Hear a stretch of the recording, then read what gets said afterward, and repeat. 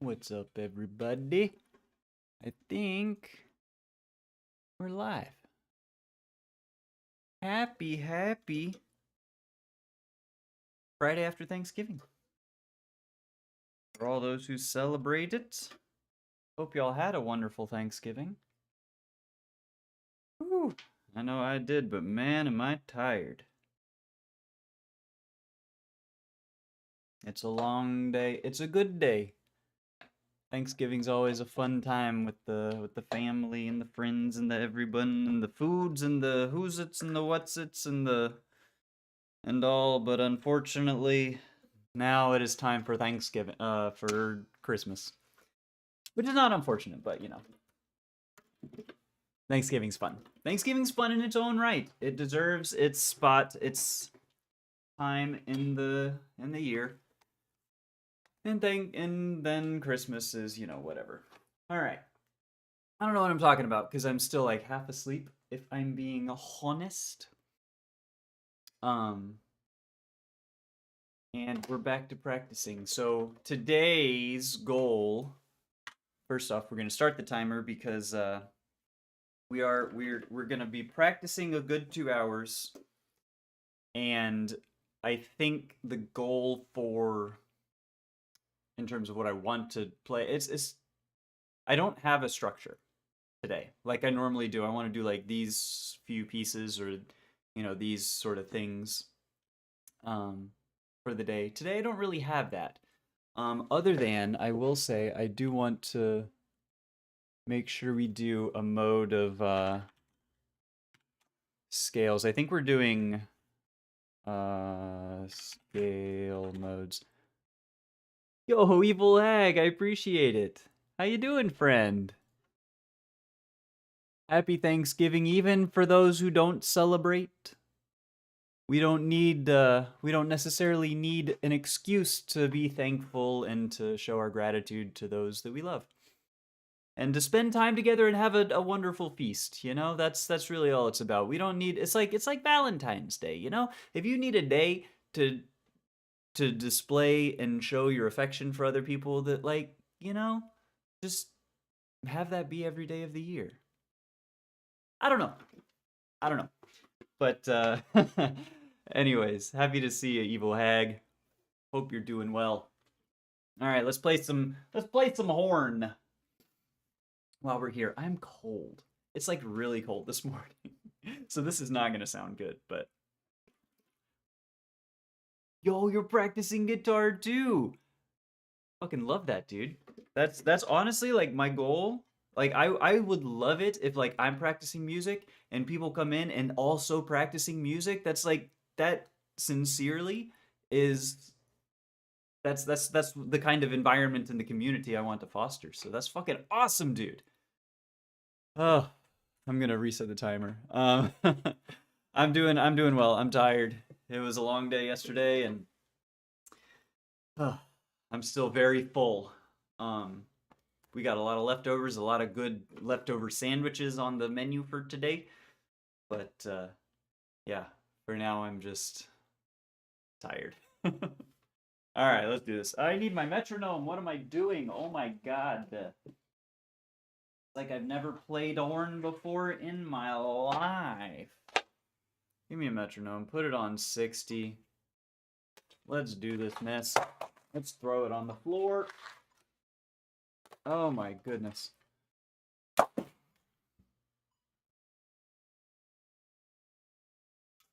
We'll throw it on the floor a second time. One of those days. All right.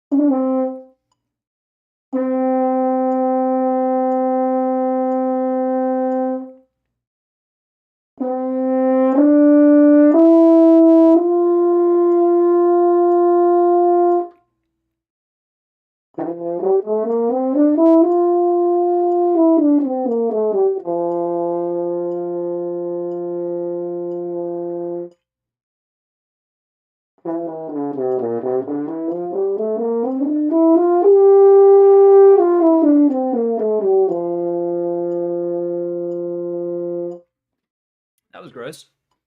That was that D at the top of that scale was pretty nasty. I'm gonna do that one again.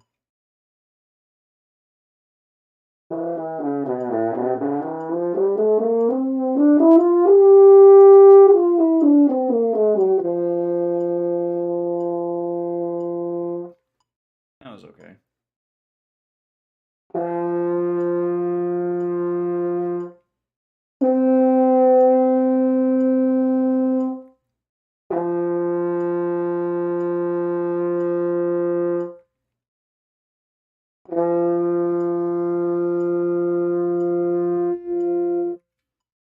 Okay.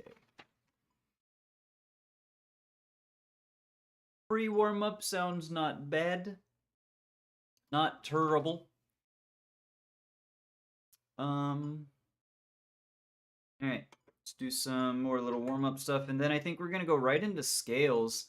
Today we're gonna be looking at the Lydian mode. We did Phrygians on Wednesday. So today is the first of the perfect scale degrees to start upon, either 4 or 5. We'll have Lydian and then Mixolydian tomorrow, so that's gonna be fun. But today, Lydians. Alright, more warm-ups.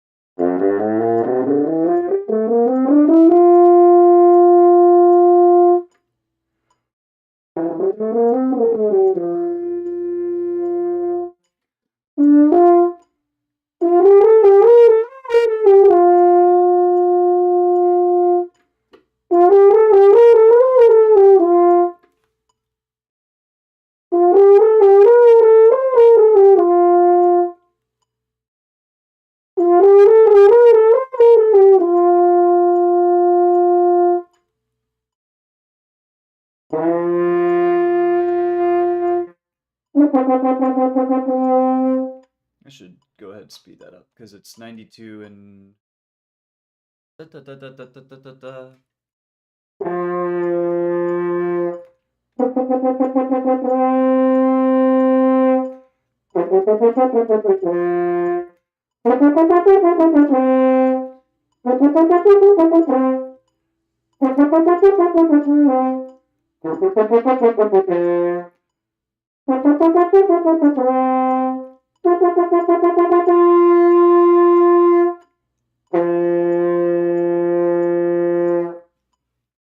Alright, cool.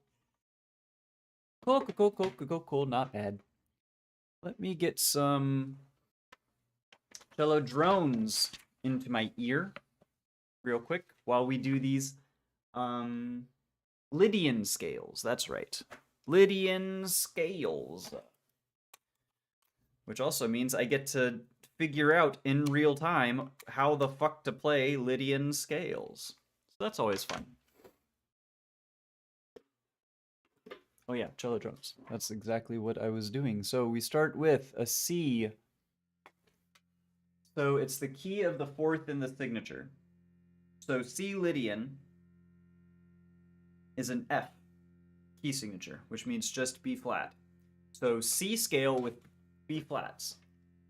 So a Lydian scale then is just the major scale with a flat 7. That seems right to me. So major scale, flat 7. Interesting.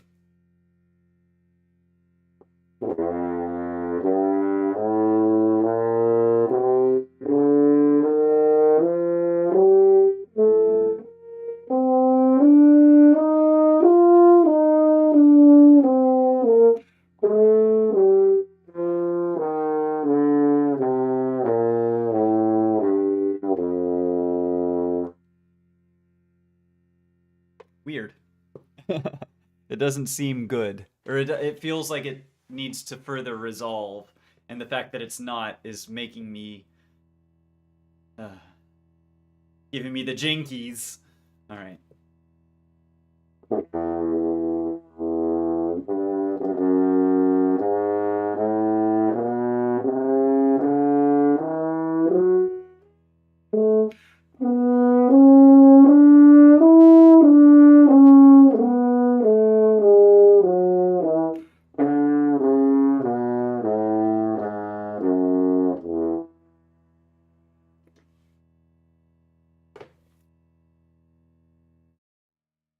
E flat, which is a B flat, which then will have a C flat. A flat. That's right. Flat 7, not flat 2. We're not doing Lydia. I don't know. Locrians, no. Dorians, I don't fucking know. It is kind of annoying. It feels like it needs to go a little bit more, you know. But this is why we do the scales, so that we find them in pieces of music, we can do them. Oy. Plus, Evil Hag, I'm sure you know all about different scale modes, Lydians and Mixolydians, and blues and pentatonics and all kinds of stuff. Like, I know that's critical for a guitar player's repertoire, so scales, man. Commiserations. What are we doing? B flat, so it's got an A flat in it.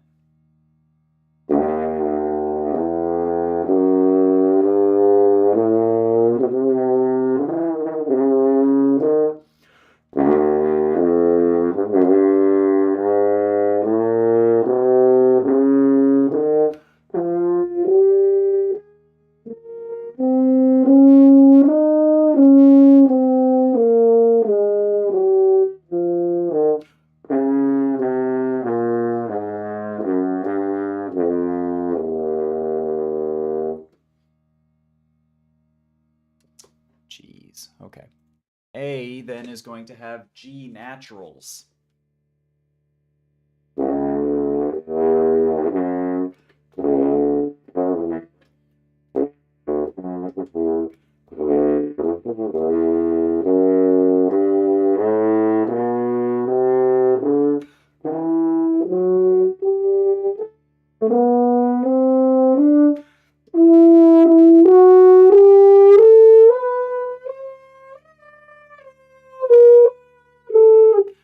Oh my god. Alright, I'm gonna try the upper octave again. I was running out of breath, and that was just bad.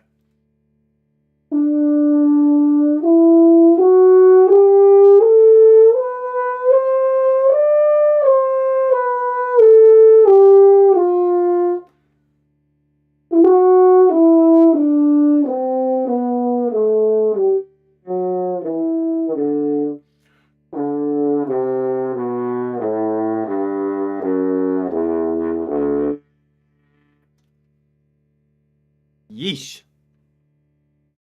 A flats then have G flats. For A flat Lydian, we are still in the Lydians.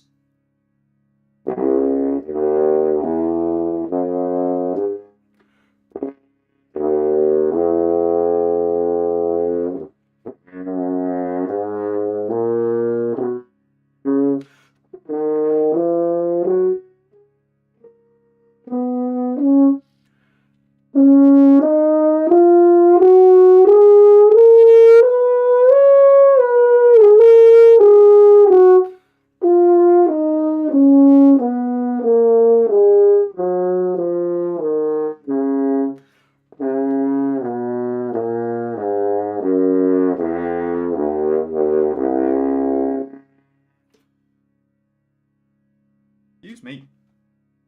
Okay. And then G Lydians have F naturals. No. Yes. F naturals only. Yes, because we've done Fs, which is the C. So this is the concert C, which is a G. Gotta love it.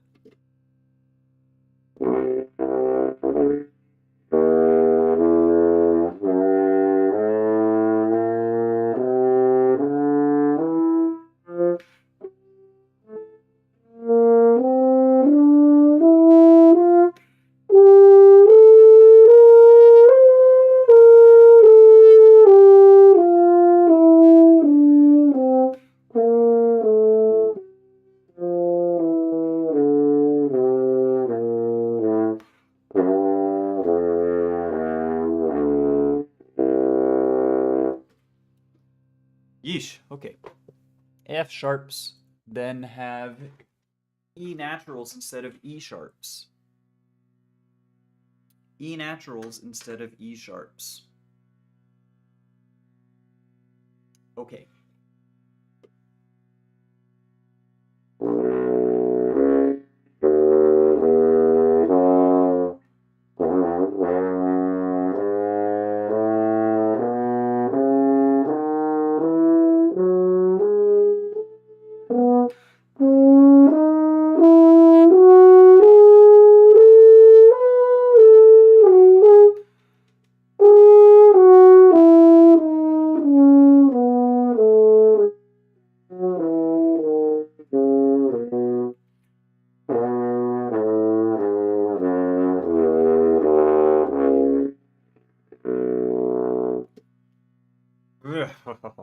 Okay. And then F has E flats. F is major but E flats.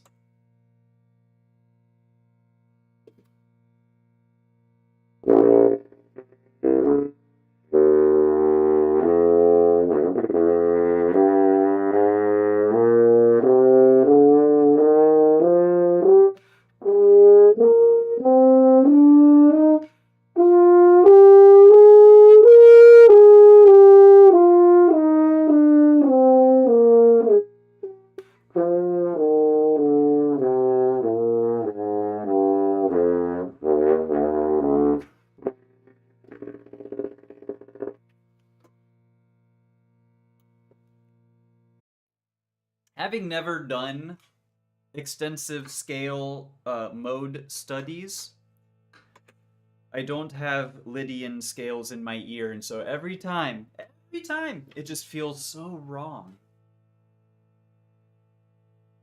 All right. E's then have D naturals instead of D sharps.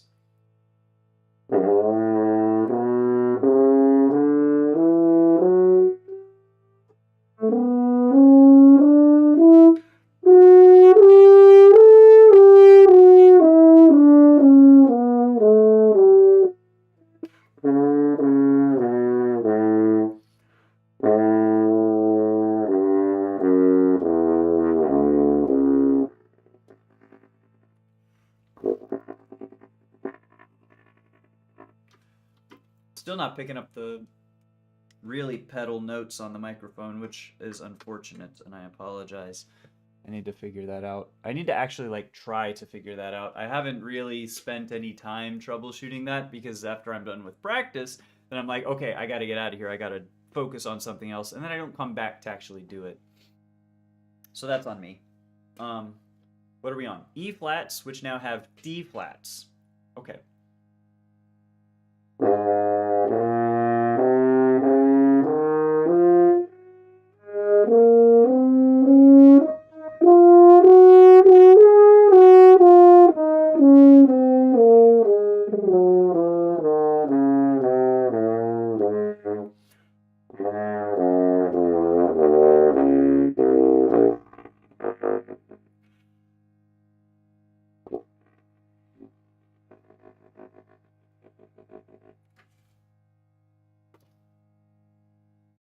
D's nuts. Okay, D scale has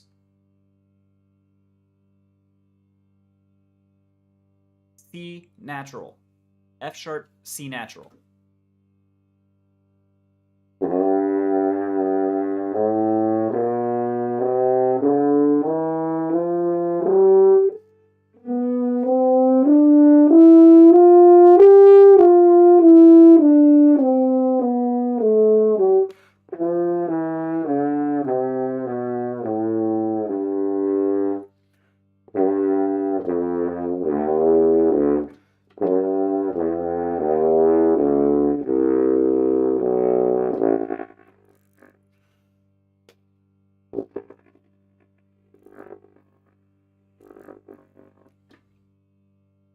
That D is kind of, it feels a little stronger than I think it may have been in days past.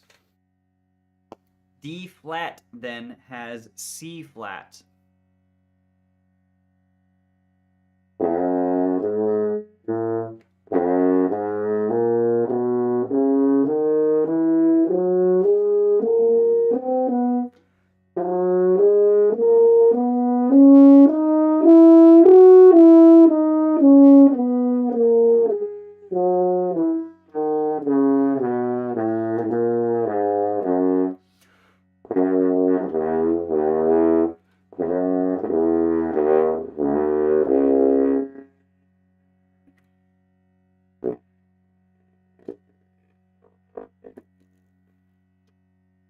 The D flat kind of popped for a second.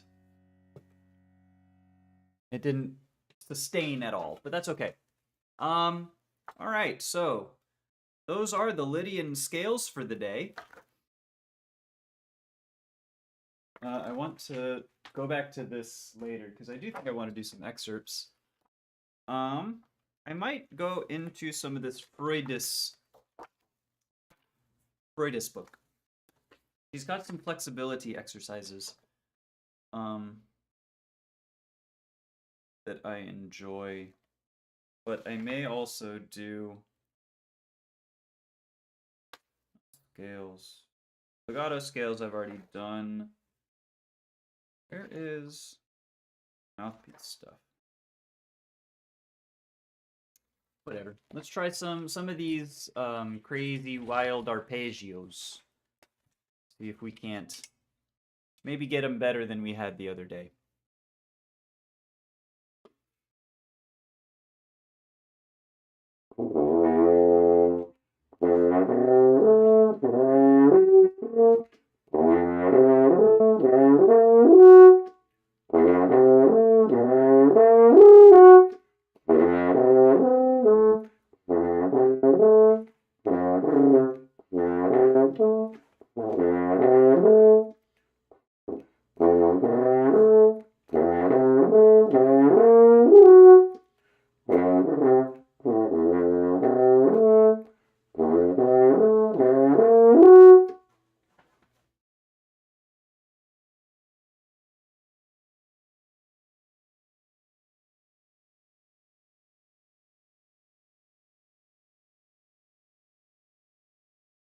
This fucking guy.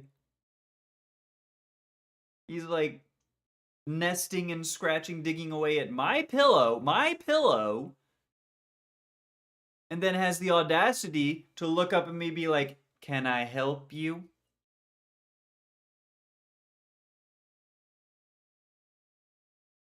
Uh-huh. Uh-huh. All right.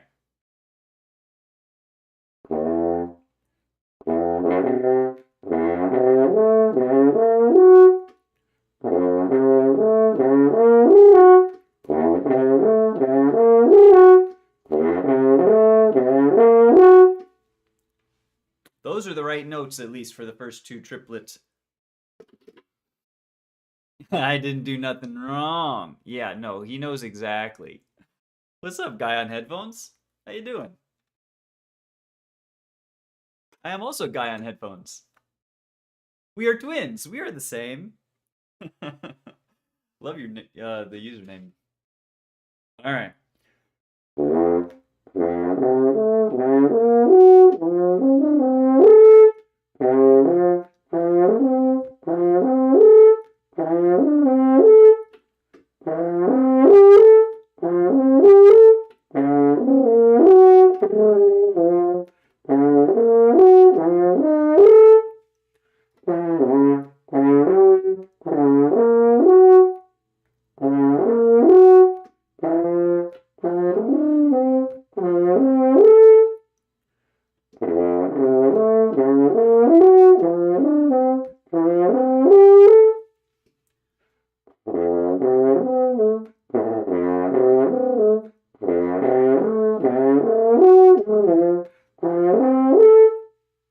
Jeez.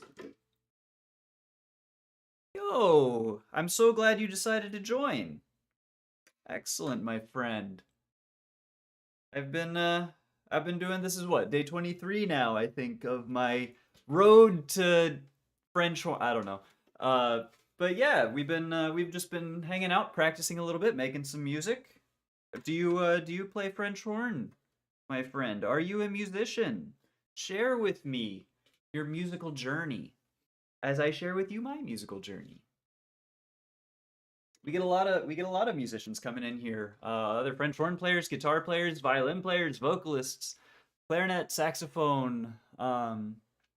Maybe I said guitar, trumpet players. You know, all kinds have been coming through. So we welcome all musicians. All musicians are welcome here to as a safe space to make music, and non-musicians alike. You're brash. You're a drummer. A drummer is a percussionist. I should correct myself. A percussionist is just as much a musician as everyone else, my friend. I started on percussion, in fact, when I was in sixth grade. True story. I was doing so it was sixth grade, and by the end of the first semester, I had like my little snare practice pad, and I was doing all the fun little tricks and from the movie Drumline, you know. So my band director was like, "Okay, we're gonna have to move you from percussion into something a little bit more like advanced." So it was either French horn or bassoon were my options, and so I chose French horn. Rest is history. Want to try trumpet one day? Trumpet's a lot of fun. I marched trumpet a little bit in high school for marching band because we were a very small program, and we needed trumpets more than we needed mellophones. So I always have a soft spot for trumpet. It's difficult or different, I should say, because the mouthpieces are different. So each marching season to concert season, I had to go from French horn mouthpiece to trumpet mouthpiece, which is not just the different size and shape, but placement. French horn, you do 2/3 on your upper lip, 1/3 bottom lip. Trumpet is supposed to be half and half. It's a whole bucket of syrup. Um, but anyways, Lochner, what's up, dude?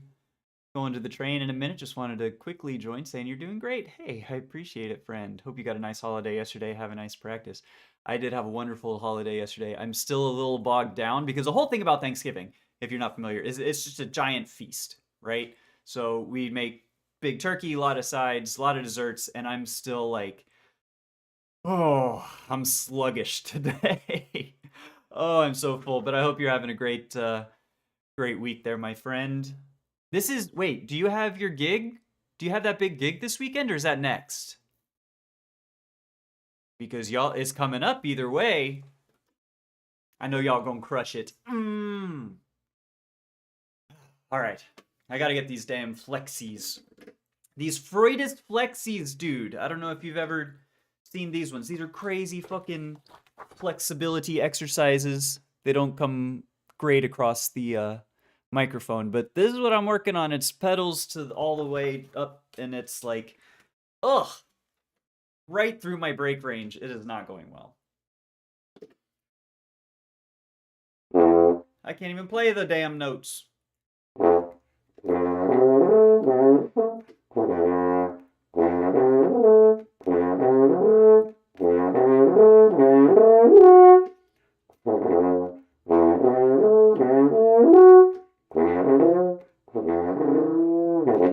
Ah. These ones are frustrating. I might have to spend a little more time later on that one.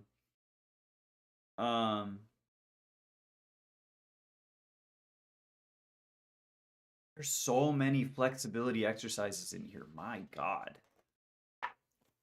3, 4 octave jumps and slurs, and so that's the tuba flexibility, the one I've been working on, because it goes, but there's trumpet flexibilities, woodwind flexibilities, harp flexibilities, schmor, SMOR flexibilities, which I don't even know what that word is.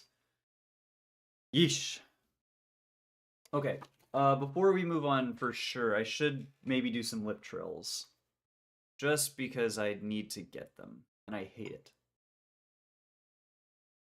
Bam. Bam. Bam. Bam. Bam. Bam. 1, 2, 3, 4. University. University. University. University. Oh, yeah, yeah, yeah. Yeah. All right. Let's try.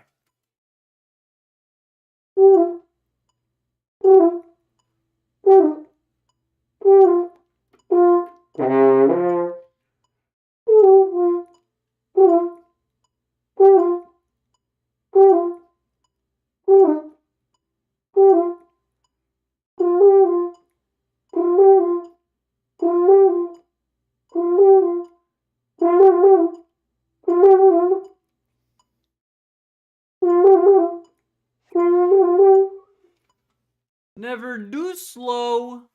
What's up, friend? Thank you for the follow. Welcome in. Sorry, we're doing lip trills. This is not a good bit of practice, but it's necessary. It is necessary.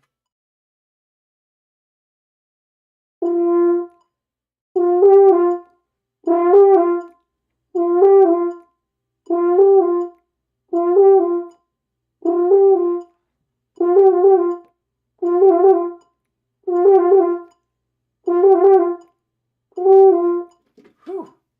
I need to back that down a little bit.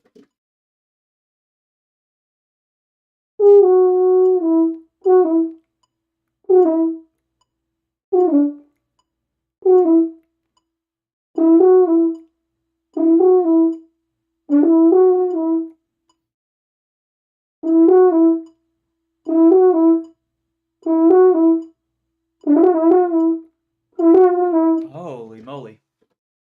That's hard.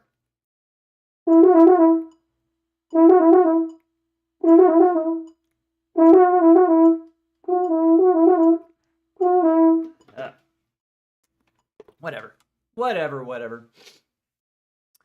What are the flexibilities? Is it practices of going up and down octaves? Yes, essentially. So the tuba flexibility, in particular, that I was trying to sound out, it's weird because it's fifth and then a sixth up, which is already like, I don't have that in my brain, but then it's like, so it's in one key and then it goes a half step up and does the same pattern, fifth and then a sixth, a half step up. So, and actually I can do a better camera with better focus than this one to show you what it kind of looks like. So the flexibility here is what we've been doing. So it's pedal, so it's C, G, E, which is fifth and then a sixth there, and then it's A flat, F, D flat. So it's just, it's all harmonic series. So it's all, I'm showing you the wrong hand. It's open and then trigger 2, 3, and then open and then trigger 2, 3, open, and it's just doing slurs on that all the way up and down. Oh, and this is some major range busting is the thing. And the problem with horn, sorry, I didn't mean to crazy up the camera there. I should have turned it off before I put it down. The thing with horn that's been a personal challenge for me is there's a break between upper and lower embouchures for most players, for myself very much so. So like, for example, if I do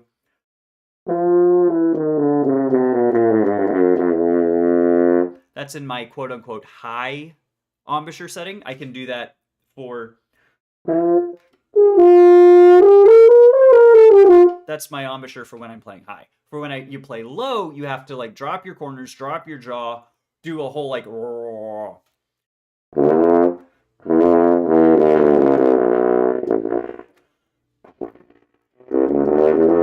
and so switching between the two settings of embouchures, it's like there's a natural break. If you're familiar with vocal theory, there's your head resonance, your chest resonance, and so there's a break in between those as well.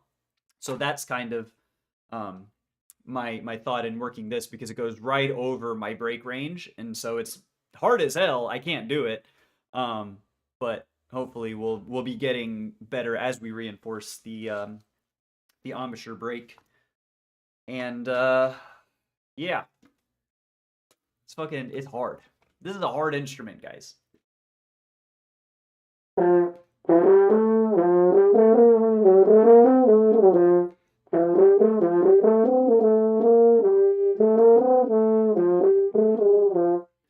Because so there's a trumpet flexibility as well, which is just like some little runs here, which is weird.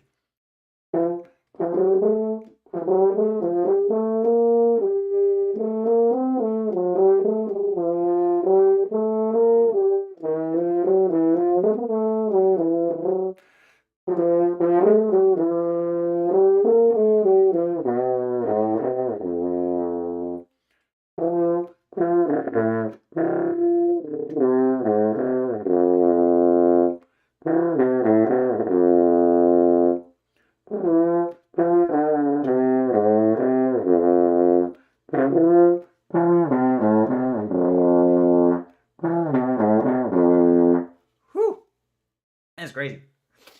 You're playing them flawlessly from my ears, so I'd say you're doing good. Hey, I appreciate you. I might say if they sound perfect to your ears, I'd say maybe your headphones might need some adjustment, because they're definitely not being played flawlessly. But I appreciate it, friend. And this little run here is.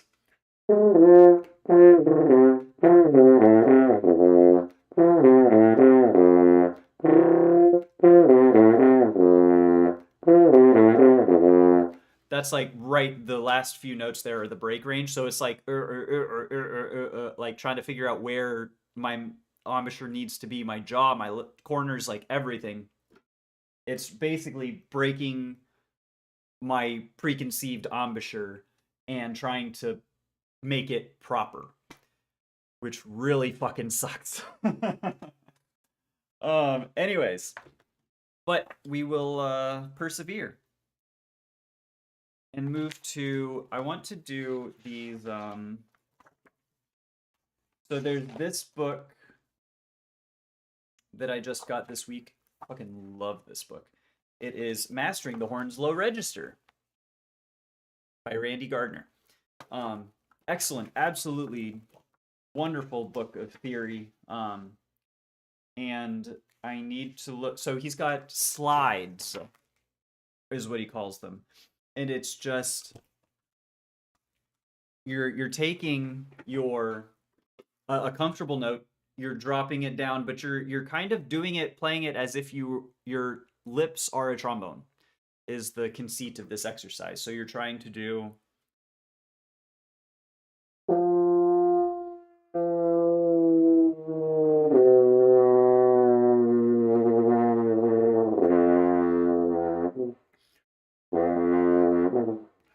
and like just bend them down. And so this last one is supposed to be, those are the notes, right? You're supposed to go from a C down pedal to the fifth below, the G.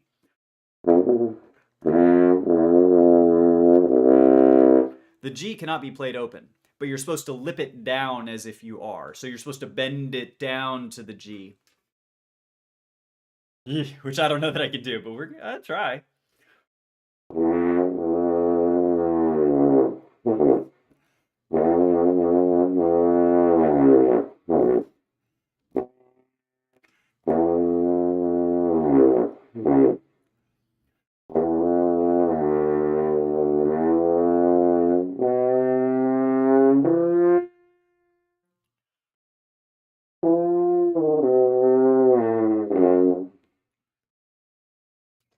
I don't know that I'm doing these right.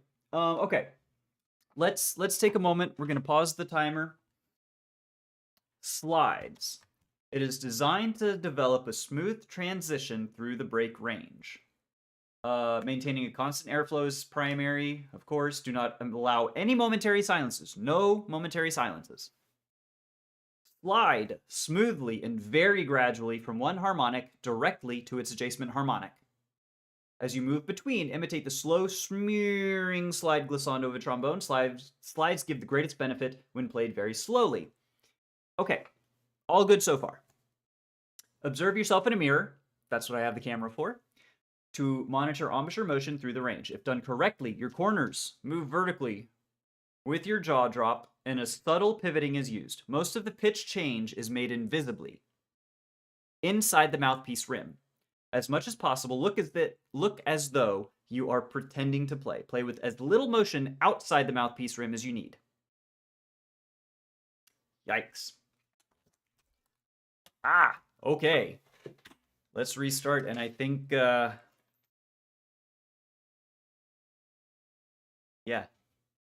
Ouch. Okay, so focus areas.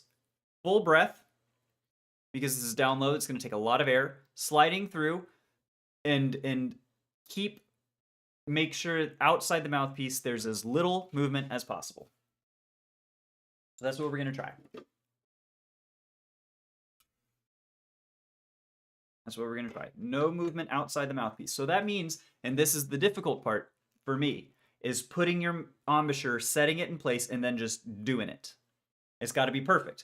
I tend to have a very like fluid positioning, and just kind of like going with it, within reason. But especially from going up to down, it's like it's inconsistent, I think. So.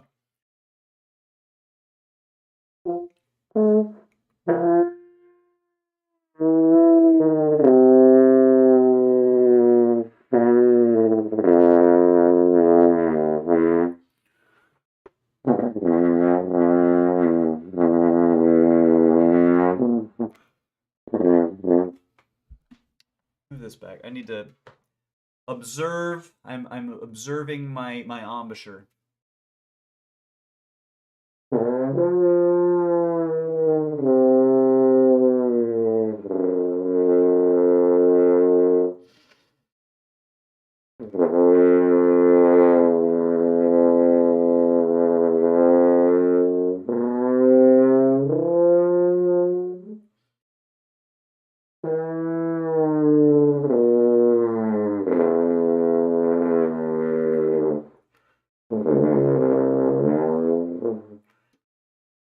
Weird. It's like it's.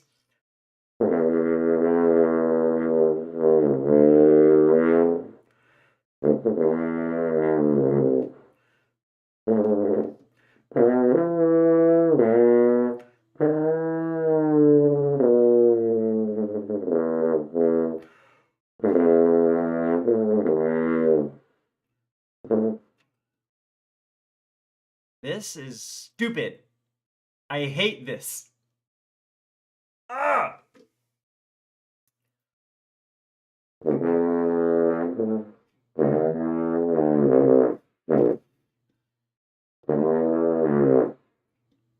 Because it's like the problem with this, I think, is that I think my break is a little bit lower than written in this book. I think my break range is around the F, E, D, as opposed to this is written for a break on G.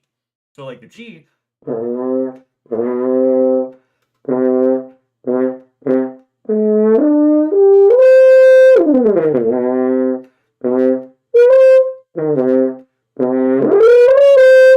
Like the low G down there, I can basically go up as high as I need to from the G. That's not really the break. It's lower than that.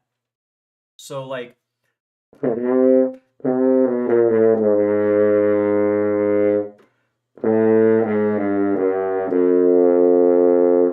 it's right around in between before you get to the C there. Which I don't know if that changes anything, but this is like very difficult as a result. So I wonder almost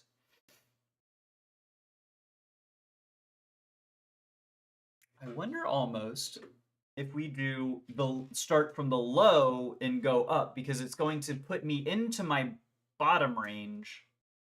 But you're not supposed to know, because you're supposed to, if done correctly, your corners move vertically with your jaw drop, and subtle pivoting is used. Most of the pitch change is made invisibly inside the mouthpiece rim.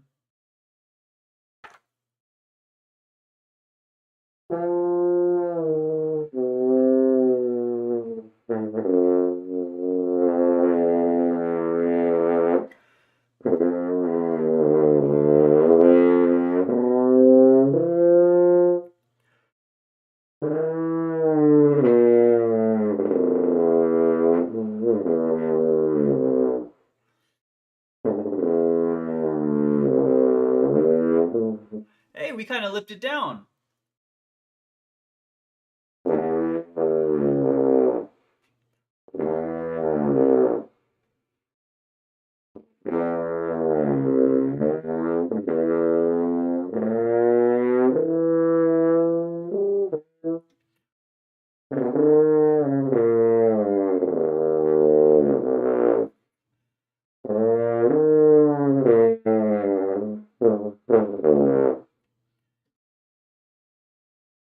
Almost. We sort of got it a little bit on the first two, but then this B flat is a little tricky. So let's see if we can't. So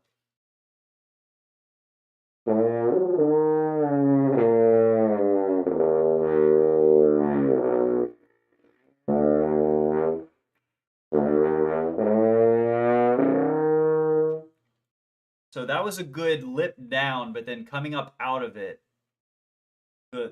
so I think corners moving down is okay. At least better than corners moving up. Seem to be more troublesome. So let's try.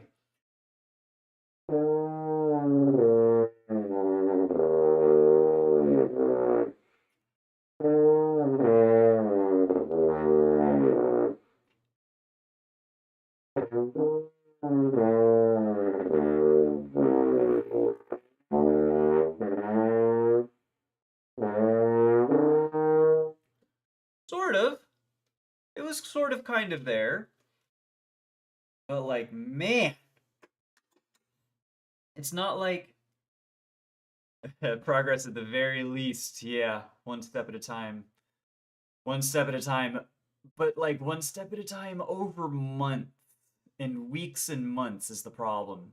It's not so much incremental progress. I'm so happy with incremental progress, but the time frame over which we need to be making incremental progress is like,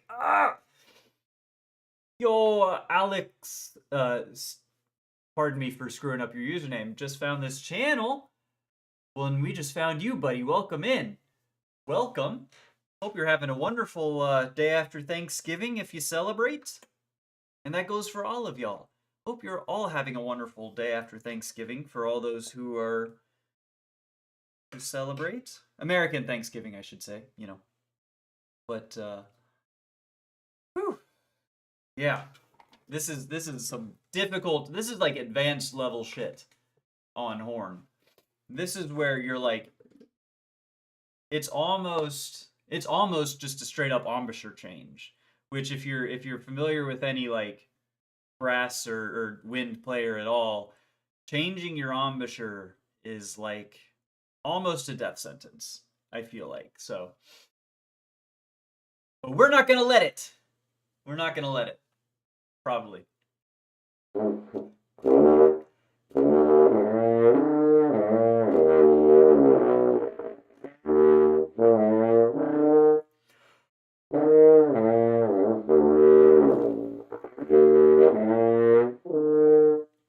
That sort of slid down. Okay.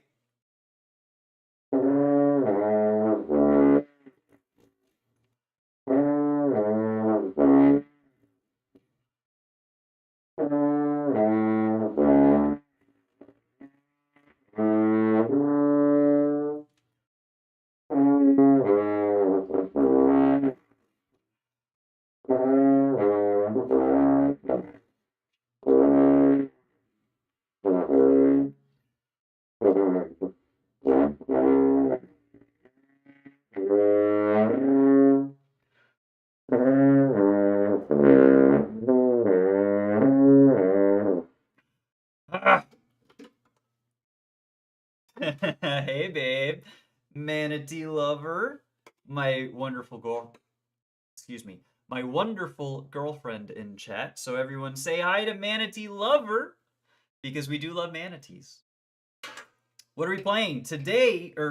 Today. Right now we're doing some exercises. Elliot Nugent, by the way. I don't know if I recognize your name. Welcome. Oh, come on, don't. We're showing that. Why would you review that? Stupid bots. Mastering the Horns Low Register by Randy Gardner. There's some, it's called slides. It's basically just trying to lip down as far as you can, expanding your low range and your break range down some. So it's kind of, I say it's kind of an embouchure, break, change, whatever you call it. It sucks. You are new. Hey, awesome. Glad to have you in, friend. All right, let's see if we're gonna finish this out and then we'll play some real shit. Because I'm getting tired of just the exercises, and my stupid chair keeps pulling up the rug. All right, I think we were on the A flat.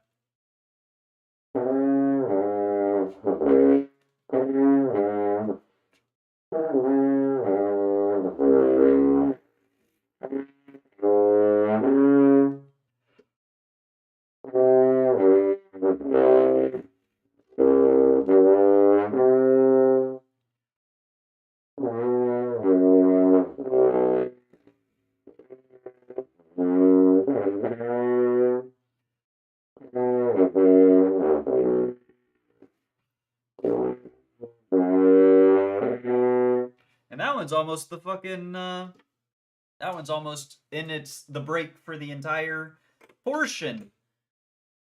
Once you get down that low. You were practicing a second ago. Hey, practice buddy. Dude, I love that. We got some people in here practicing guitar as well. We got all kinds of. I fucking love it when people come in and say, you know, I'm practicing or I was practicing because like that's perfect, dude. We are all making music. That is wonderful. That fills me with warm fuzzies, and sincerely, fucking love that. Do you play do you play horn as well? All right. We're gonna be doing a little bit of, while I got this book out, we're gonna do some excerpt. I hate that word. We're gonna do some excerpt practice. And the way we build up, so this is Shostakovich 5, excuse me. And so we're just gonna be doing some of the locking in the notes, and then we'll do it all in sequence. Learning a couple things. Not a horn player. Okay, all right. Very good, friend. All right, we're about to learn some Shostakovich.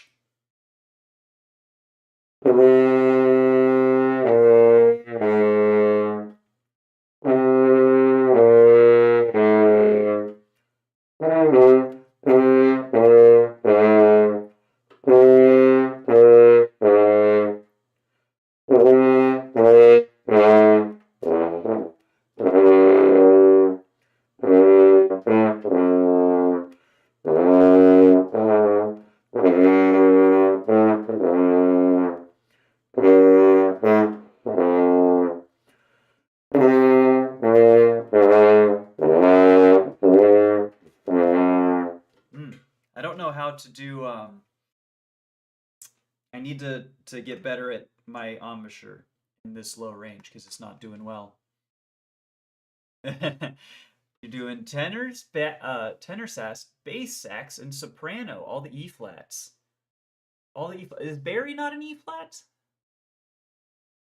Fucking love saxophones, man. Some of my best friends in high school and growing up were saxophones because they were always sat next to me in the horn section. So I would that's how I got good at transposing in E flat because I would play the saxophone stuff to mess with the band director. So I had to get good at transposing E flats. It's awesome. The start sounded like hot cross buns for a sec, and that's because it's, you know, I mean the first three notes.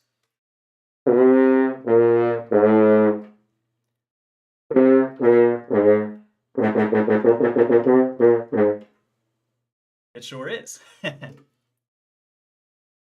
Bari is also the same as alto. Is alto not is alto not E flat? You said you have tenor. You said tenor. No, Bari. What am I thinking? I am so confused. Oh my god, I'm so sorry. I am like half still like in a food coma from yesterday, like sort of maybe asleep. I brain's not firing on all cylinders. I apologize. Um, yeah, that's very silly of me. I didn't even realize that alto was not included on your first list, and that's it. So because all of my experience has been playing with either altos or tenors, excuse me. Sometimes a bari. I don't think I've ever played with a soprano or a bass saxophone. We were not ever a large enough program. We kind of needed all of our altos on altos, and maybe we could spare a tenor or a bari depending on the class. But turkey drunk. I wasn't gonna say it. I wasn't gonna say it, babe. Or now I'm turkey hungover. Yesterday was turkey drunk. Today we're turkey hungover.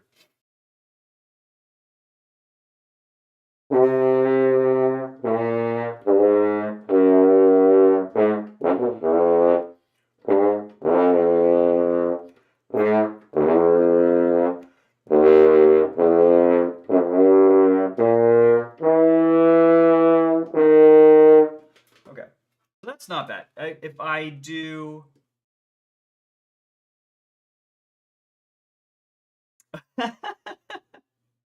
Okay, all good. No. So you're on the B flats. Alto and bari are E flats. All right. So muscle memory is sort of back in there. It's been 20 years since high school, for the record. Almost 20 years. So my memory is very much fallible. I trust y'all's recollection implicitly much more than mine. Um, but if alto sax was not E flat, my entire reality would have shattered. So I'm glad that that's confirmed at least. Okay. So I think I need to just do a hard pivot onto the C, but I hate that. So for example, if I do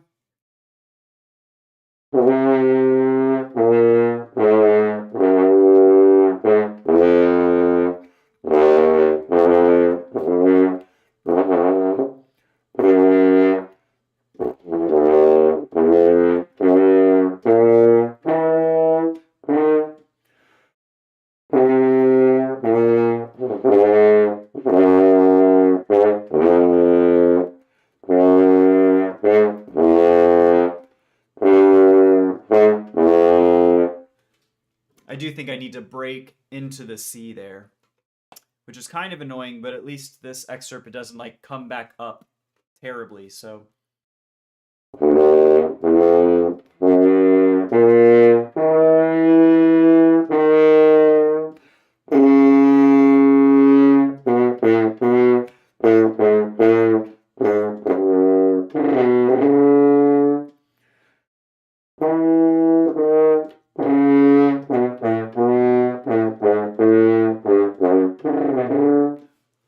I can never remember that this is an A. This is stupid. That is an A. My bass clef is horrible.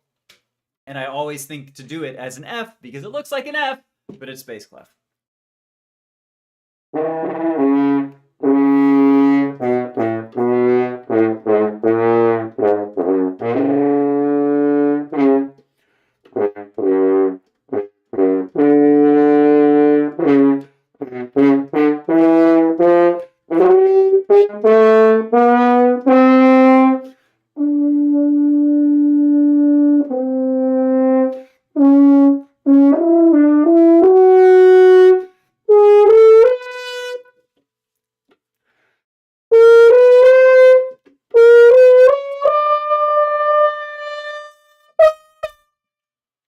Woo!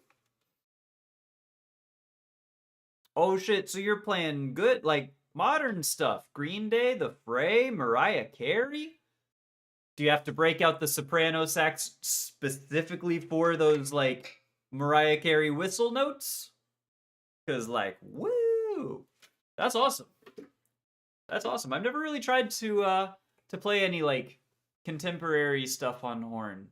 I feel like the horn has a lot. Like I would need backing to do it, so I would just need like loop my guitar stuff, maybe chords, and then play "Time of Your Life" uh, on horn. That would be pretty fun. Maybe we could do that sometime. Hmm, you're itching my brain for all the possibilities. Prefer to do the tenor. Very nice. I love a good tenor sax, man. My one of my best friends in high school, he was the tenor guy, and he was kind of a he's I haven't spoken in geez 10 years at least.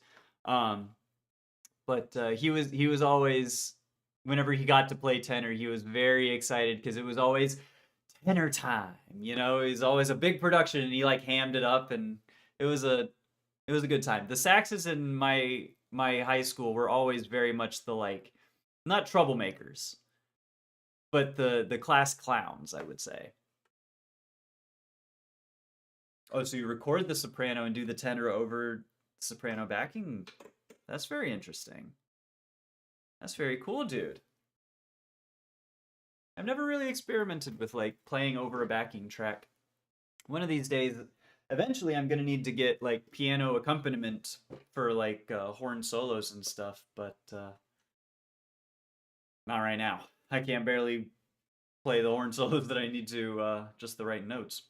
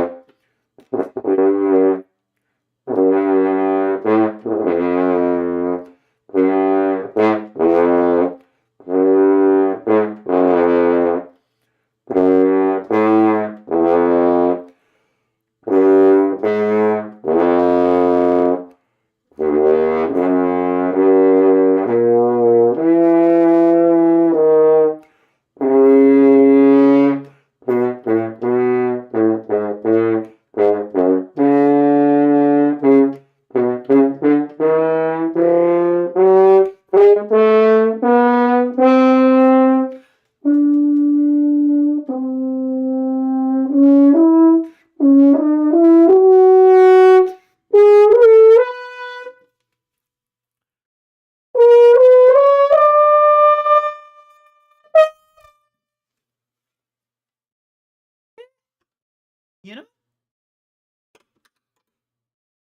you know, that's not too bad for a little Shaw Steve High.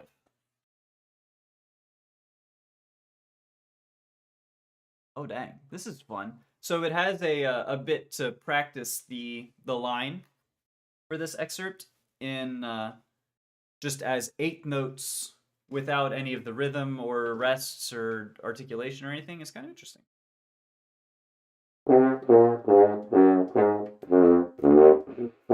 Huh. Wow. Yeah. In high school, it was just me as a tenor. Yeah, that's how it was for my buddy too. He was the only like tenor. We had maybe like 2 altos at any given time, um, and he would do like tenor or bari, rarely bari. Usually it was tenor because I was like we had low brass to cover the bari parts. Maybe sometimes a bass clarinet, but not often. You have an arrangement of Frosty the Snowman. Christmas time is here, and Rudolph the Red-Nosed Reindeer. Dude, 'tis the season. I I had my mother actually came into chat sometime last week before Thanksgiving and was like, play Christmas music. And I had to tell her no, because it's not even Thanksgiving yet. Although now it's fair game, so. Yeah, I guess I need to actually find some Christmas music and get it all going. I don't like Christmas music though, just in general.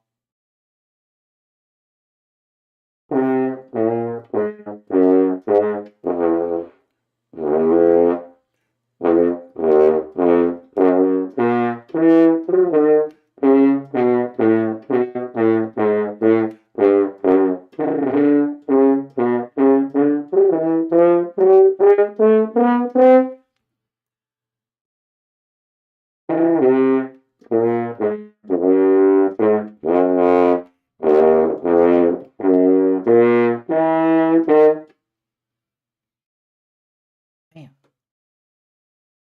It's like so The problem is I don't know exactly where my break range is. I don't, because the ideal range is to be able to play where your break is, up a fifth and down a fifth in whatever embouchure setting. So, like for example, if my break is around an F, we'll say.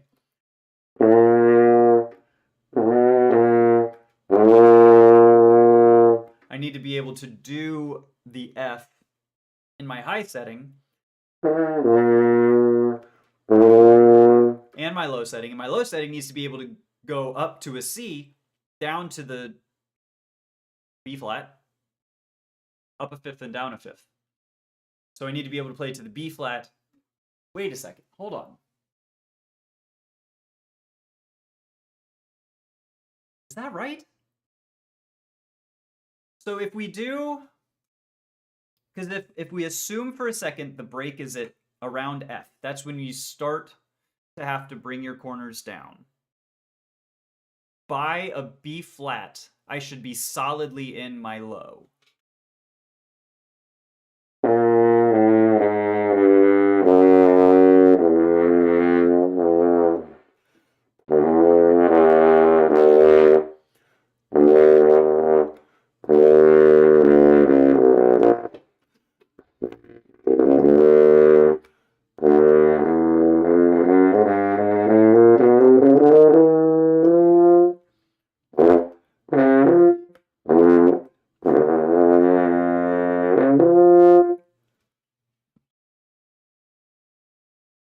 Is this right?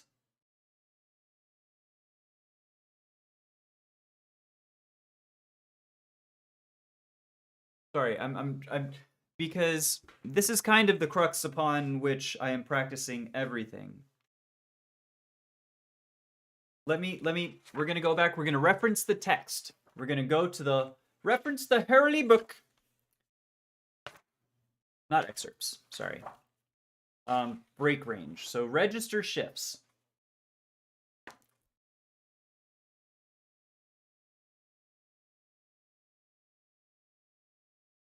So you have to learn to maneuver fluidly through the break areas. So the break area, my break area is probably from F to C. It's probably this.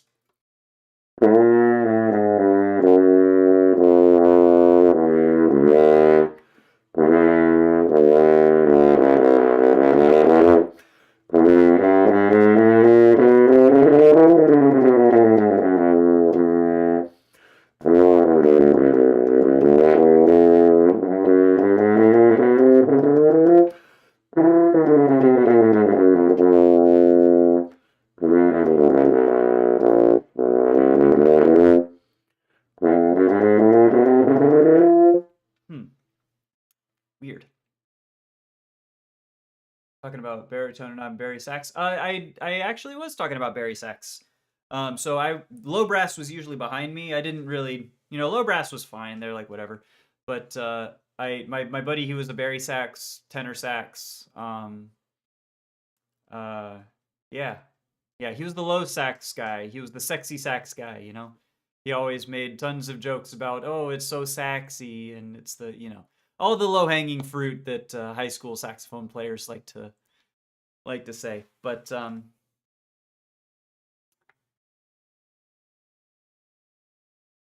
so okay, I have further an idea. And sorry, I actually think I missed your.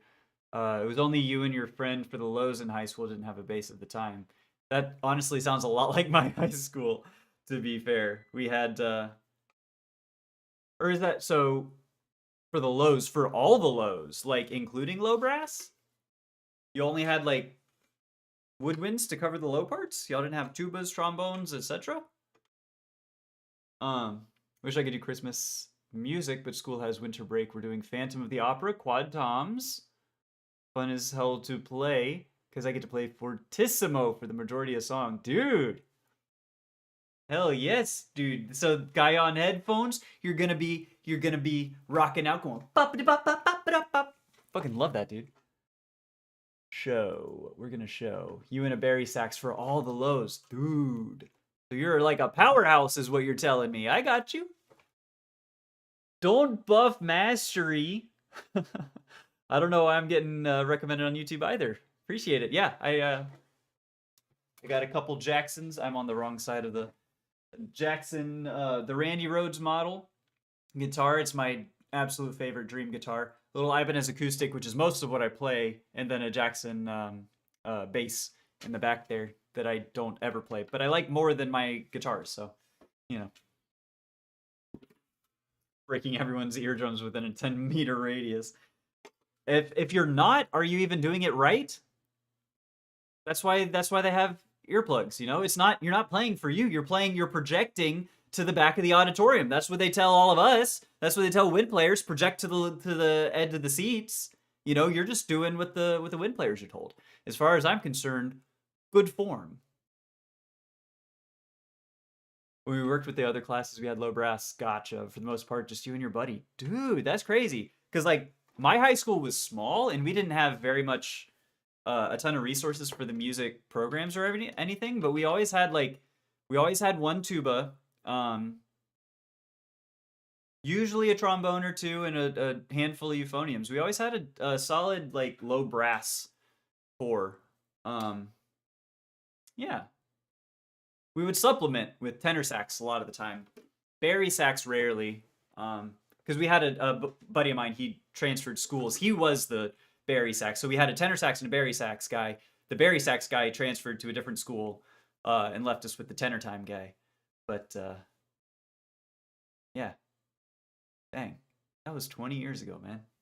Holy shit! All right, so new exercise because we actually need to practice some shit. New exercise. So I'm gonna start.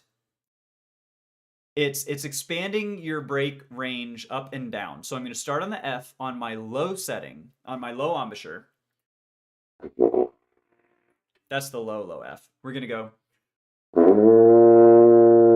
on my low setting and try and get a very nice warm sound. And then we're going to go up with my low embouchure. And then we're going to do the same thing. We're going to do an F on my high setting embouchure and then work down without changing into low. So it's about stretching your range in the break there so that you're more comfortable within that, whether you're in a high setting or a low setting. So that's what we're going to do here. On low setting, we're going high.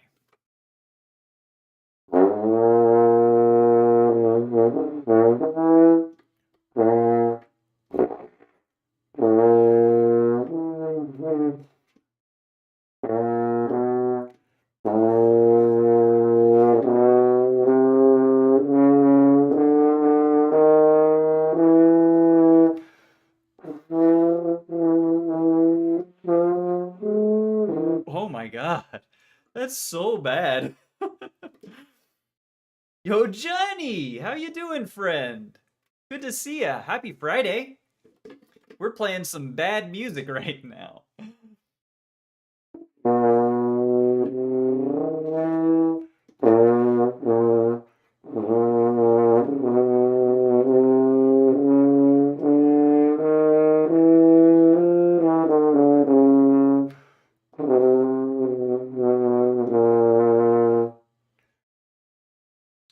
Yeah, that's pretty nasty.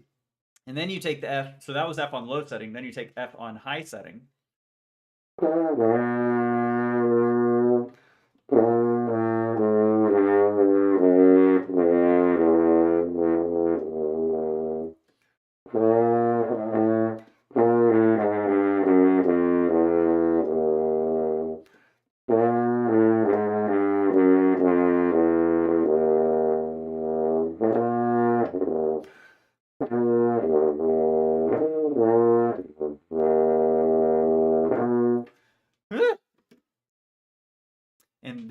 And then it's doing the same sort of thing, high and low setting, ascending and descending, but then it's returning to the note between each one as opposed to just.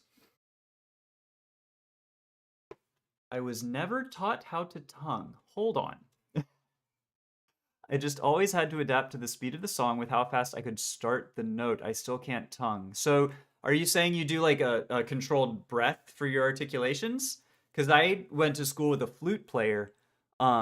By far the like you knew the kids that you went to school with who were like the music kids, right? I was a French horn major in freshman year of college. I was the music kid for like a bit, and she was like a level above me in music kidness, if that, is evocative. But she is a fantastic flautist. She, if my recollection is correct, also heavily employed breath articulations and didn't really get tongue articulations. It was just interesting to me. I forget how that turned out. Yeah. You still can't tongue. And I can't do I definitely my tonguing and my articulations are very bad. Um Especially very fast. Very, very fast. Um but so like what do you have to do? You just play legato passages? What do you have to do when you do like staccatos? Like if you're doing, a run that has to be very crisp and light, are you just doing?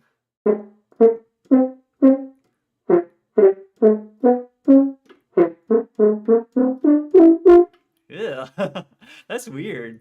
That's crazy.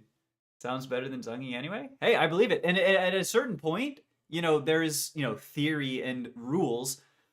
But if it sounds good and you're playing it well and you're making music, that's kind of the point, unless you're trying to be, world class, whatever. You need to have the whatever. That's a whole different set of circumstances, can of worms, whatever. It's a whole different set of worms. You know what I mean? Um, okay.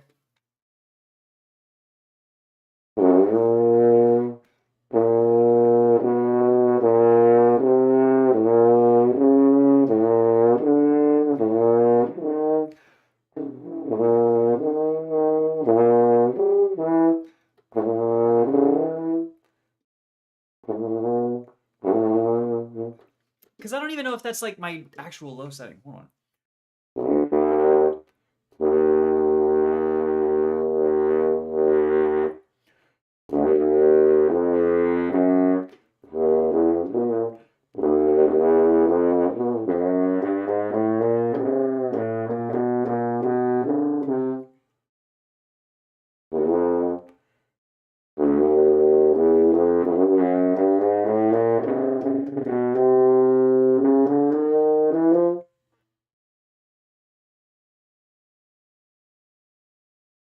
I feel like I'm further away.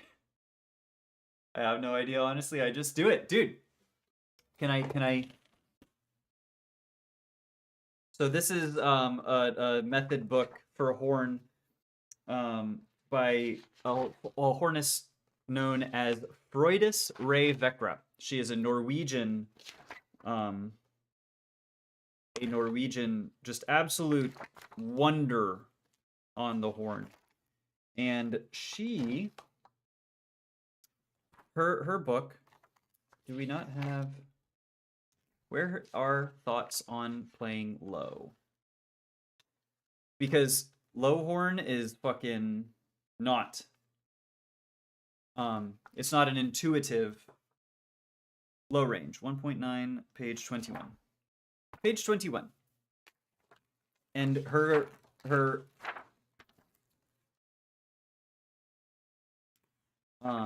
philosophy on it is quite good. Let's see if it's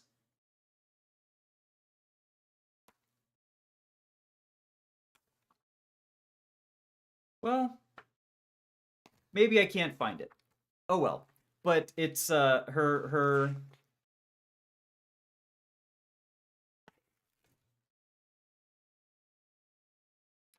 anyways. Not important, but the idea behind that, the quote I was trying to find was because I think it's Freudis quoting actually Dale Clevenger, who in response to low horn playing, just do what you need to do, just get it to work, right? So on some level, it's just like however your mouth is configured, however your body does what it does, just if it works, the correct sound is the ends, the means justify the ends, get it to work, right? I've decided to learn how to do it for swing in particular. That seemed, yeah, a little da da da da da. Are you doing like a fast swing or low swing? Like big band, um like sing sing sing, or more of like a swing dance kind of a like a Gatsby kind of shit? Love that. Jesus. Okay. I don't think I can do this anymore right now. Let's get rid of that. Let's play something fun. What is fun? Ooh, I know what's fun. 1 second, chat. Let's get well,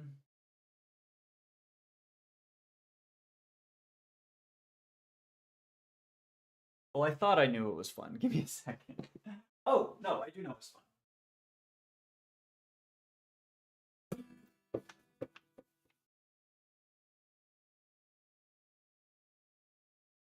I just hit my damn guitar with my French horn. That is a disaster. A catastrophe. So this piece is a lot of fun. It's called Monoceros. Performed and recorded by Freudist Revekra on her 2004 album called Ceros. And it's for solo horn. Written by Wolfgang Plage, I believe also Norwegian individual. And it's a lot of fun. It's difficult, but we're going to try and do it. More of a, fast swing. Hell yeah, dude. That's so much fun. I love, like, I don't know, just good up-tempo, move your butt kind of music. Feels good. Love that. All right, Monoceros. Such that I can.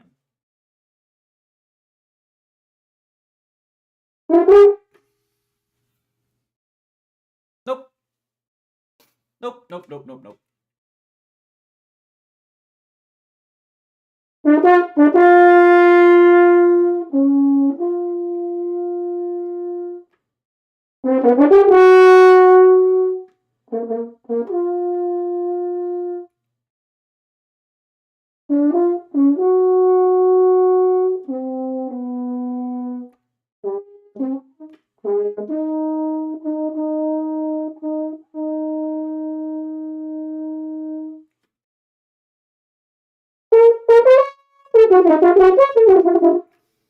Dang it.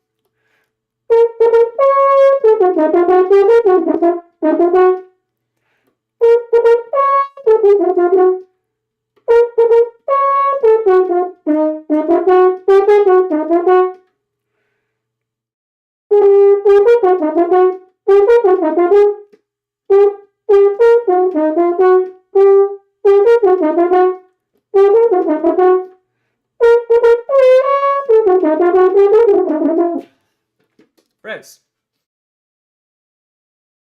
It's already 1 o'clock in the morning, guy on headphones. Dude, go to sleep and enjoy it. Rest well, my friend. Nice hanging around though. Gonna try and catch the next stream. Hey, appreciate it, dude. I'm trying to stream my practice every day. Every day at around the same time. We're gonna be here. We're gonna be tooting our horns. So hope to see you next time. Sleep well. And I'm gonna get this damn line. I know how to play this.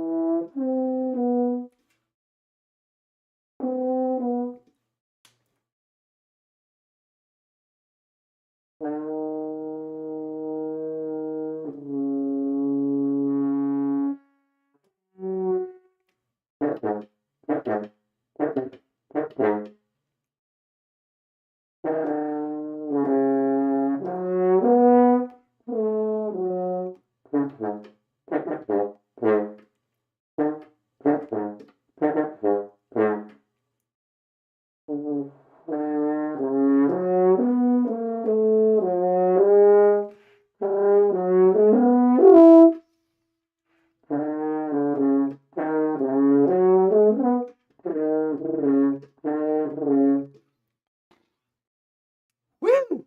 Man, my lips are tired already.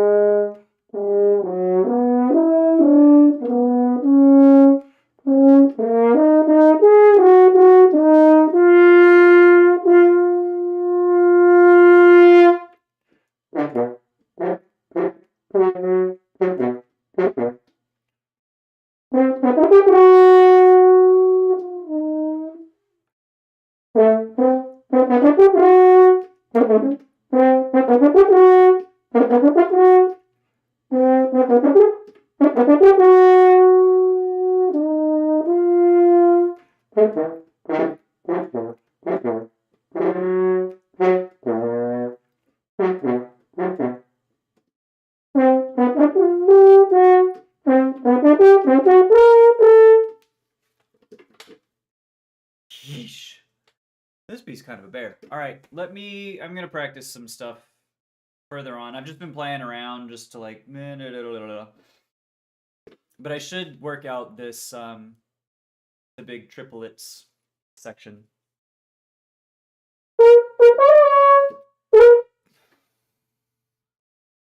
Okay.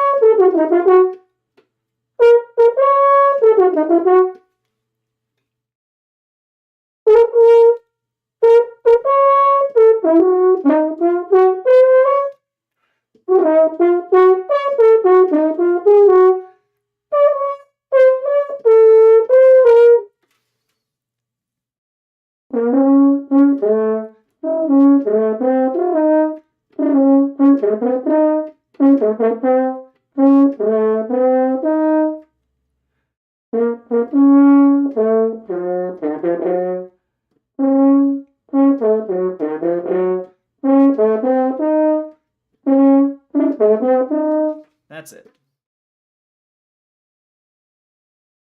Never use your bass, excuse me, never move your bass sax unless I have to. It stays in its corner. I hear you. I never move my bass guitar unless I actually have to. It also stays in its corner. Nobody puts bass sax in a corner. Dirty Dancing? A bit before my time. But I know the memes, the Swayzes and all that. Anyways.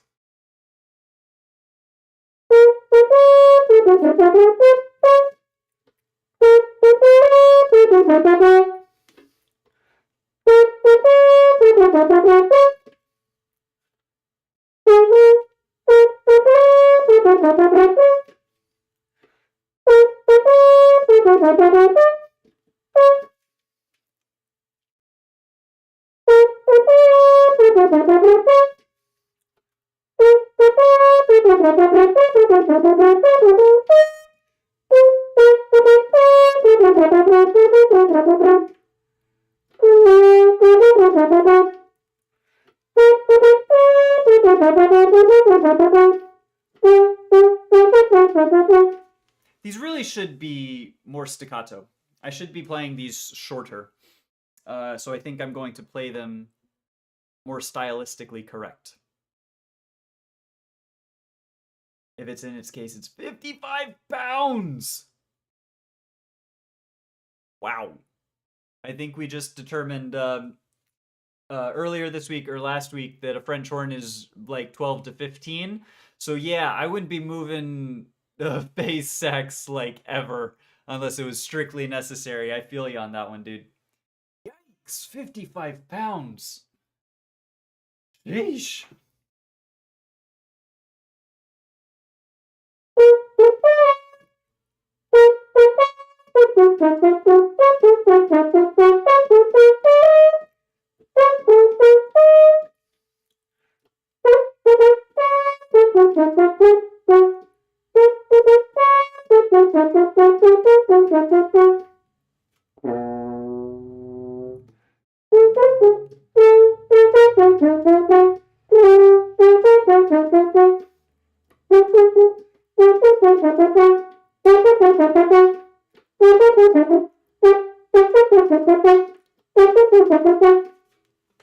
They can't, as I play them faster, they can't get longer.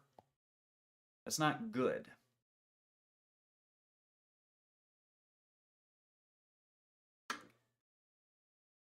The tenor in its case is like 14? 14? Cases are so. My French horn case, honestly, it's probably heavier than my horn.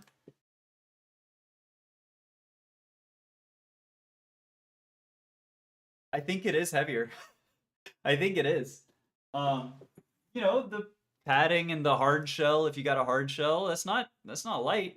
And then I know in mine I have a bunch of supplies and other stuff in there that on their own are not super heavy, but they do add up. And I am lucky, thankful, this case that I have. It's actually really good because it does have really comfortable backpack straps on it.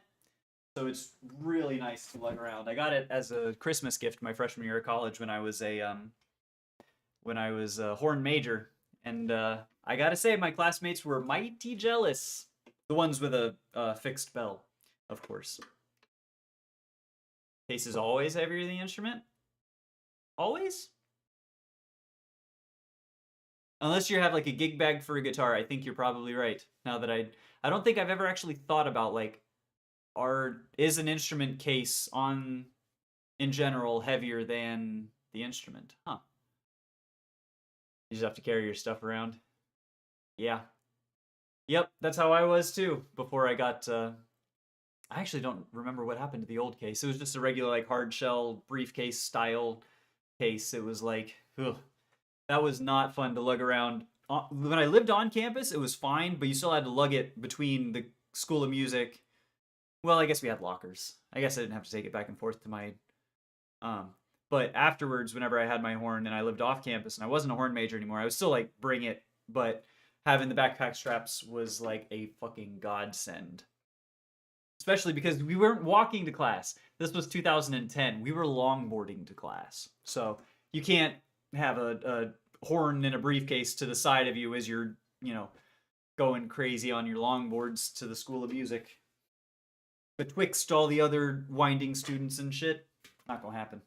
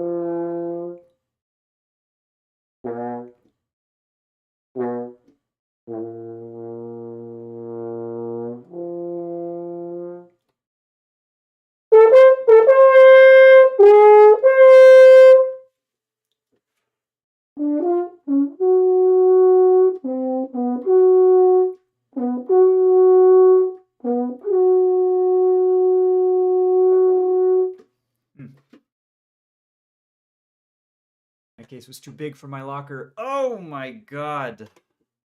Now that's tragic. I don't know. Oh my god. Oh, so then what even good use is the locker? I bet you your soprano would fit in a locker. Maybe an alto. But yeah, bass and tenor and any of the bigger ones, it's gonna be difficult. Because we had my second semester of college, we opened up a brand new school of music. Like first semester was the old dilapidated building that they turned into the art building after we moved out. But they opened up a brand new like $50 million school of music building, state of the art, absolutely phenomenal. And we had these like oversized lockers for like all the the bass, the string bass, the cellos, the low brasses. And so the one I had to be a little bit bigger because my horn case was like pretty decently sized. I mean, this is, you know, low brass size, trombone ish, fucking euphonium ish. But my buddies who had detachable bells also had like slimmer, smaller cases, and they had smaller lockers as a result. So sucks to suck. Put the soprano in my bag. Yeah, dude, I hear you. That's how I feel about. I had a clarinet once, like long ass time ago. It was gross. I bought it off of Craigslist from some woman who smoked a lot indoors. It was very nasty. But so when I ever played clarinet for like 2 weeks, um, I also put it in my bag, and it was like, hey, I just got a little little instrument. It's fun. Nice to carry around a little. All the larger lockers were being used by others' classes. That's unfortunate. That is unfortunate. I know how that goes, though. You poor thing. Your poor back. Poor back, your poor shoulders. Left mine along the wall. Yeah. You gotta do what you gotta do, you know? I don't know that I've ever experienced a lack of storage or locker space or anything. For that, I am very thankful. Because that sounds like hell. Ugh. Okay. Which part? So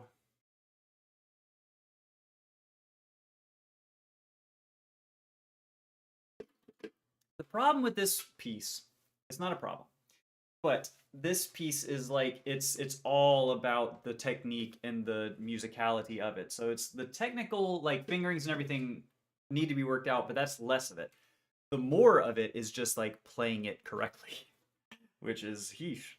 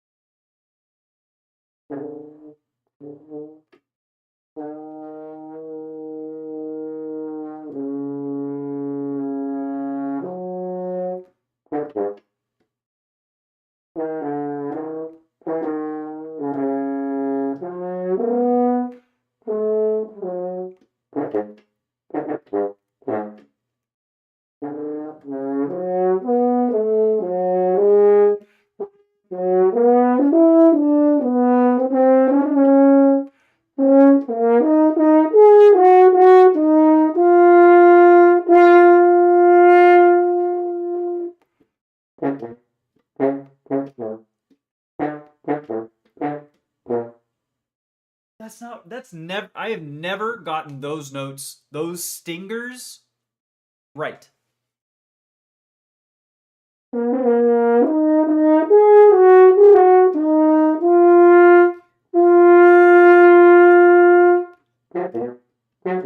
That's it.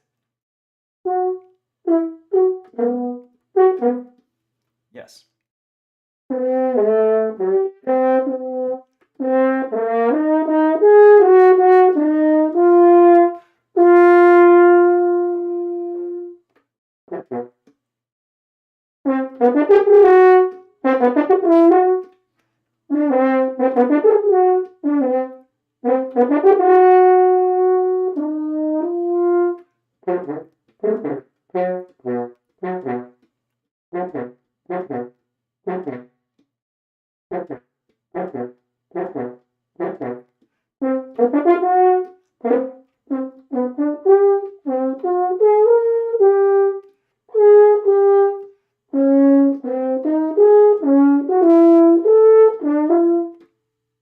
Yeesh.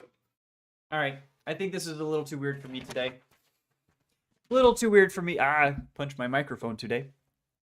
A little too weird for me. Let's play some shit that might actually sound good, huh?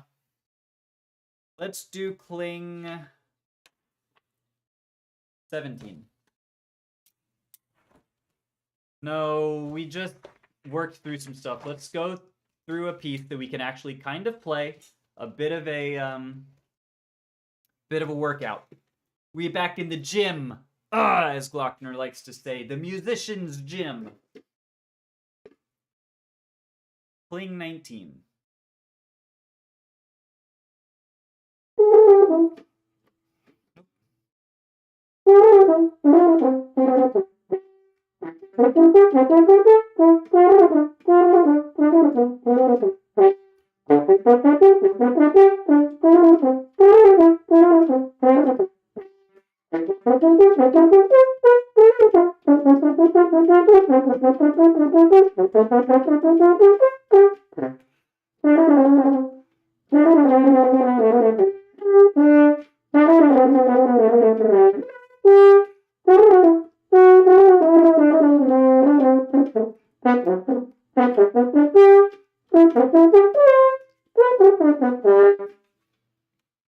Yeesh.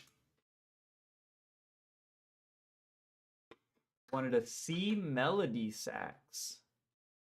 C melody sax. I have never heard it. So it's a saxophone in the key of C? What in the world? I've never heard of such a thing. Yo, babe, you're gonna come over. Drive safe as soon as while you are driving. I don't know what I'm talking about. Can't wait to see you, babe. All right, let's finish this piece. Or this part.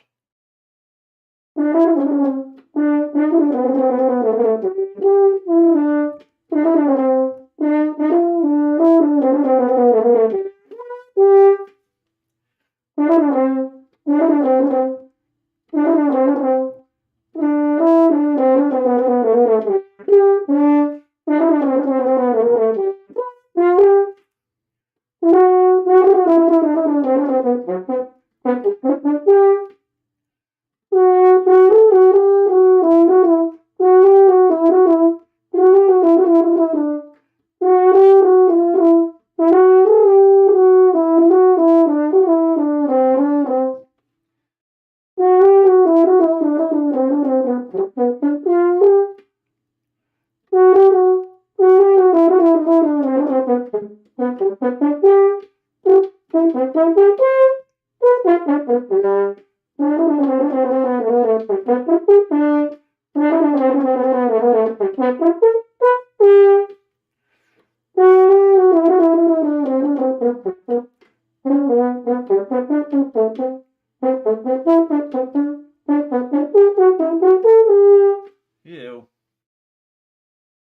Pretty sure there's a saxophone in F? In F? Now that's gonna piss me off, because that's encroaching. That's encroaching on the horn's turf. Horn should be the only instrument in F.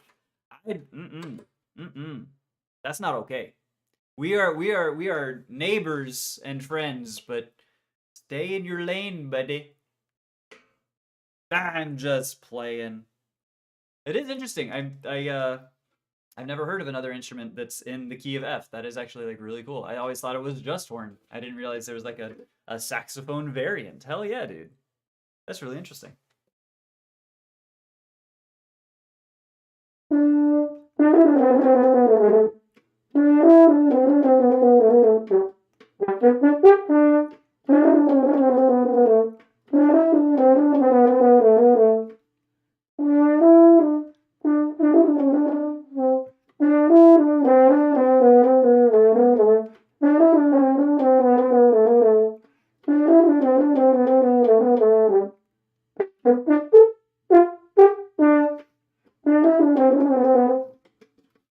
Problem here.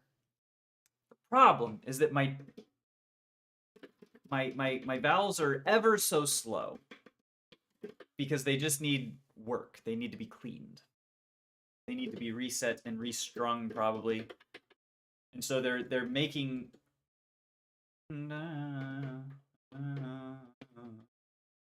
whenever I have to do like on this where it's just triplets, they're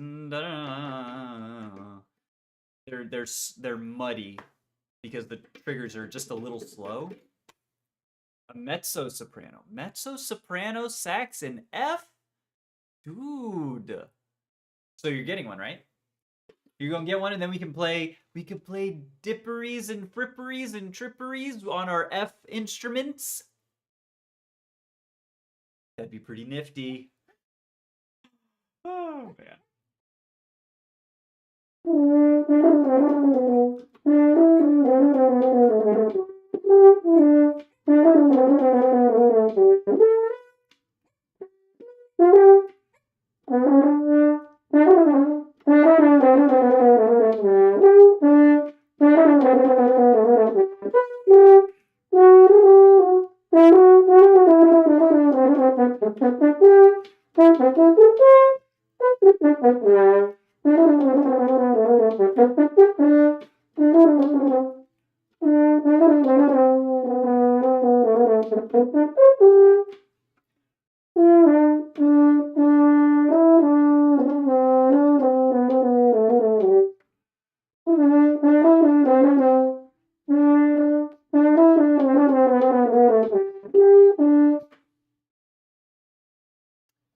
I don't know there's a better fingering for that because it's like it's not super right now.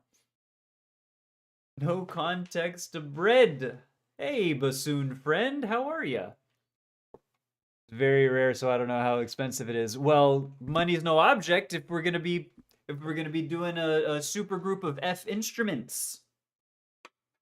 I'm just playing. Yeah. No, I've never heard of such a thing. So I would imagine there's probably not too many you can find like secondhand or on on Craigslist or what have you. Sorry, I missed. What's your favorite song in the French horn? That's tough. It's very tough. My favorite song to play, probably Hunter's Moon or Villanelle. Villanelle's really good. My favorite song probably ever is Strauss 2. I don't have that one yet, but if you get a chance, look up Strauss Horn Concerto 2. There's 3 movements by Radek Babarak with the Chinese New World Symphony, I think. And it's like, it is buttery smooth. Where is Pax today? You ready for this? Pax is right ear. You can see his little ear. He's made himself a little fort out of the pillows. He's just schnoozing. It's like a C melody, less common, kind of like a larger curved soprano. That's a mezzo soprano. So, because the soprano, just from my recollection, soprano's the one that's shaped fully straight, like essentially like clarinet or oboe, right? And so mezzo's got a small, like, is it curved up at the top, sort of like the neck gets curved a little, so it's like a little. It's really cool.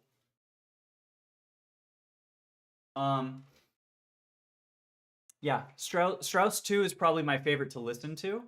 Strauss's second horn concerto.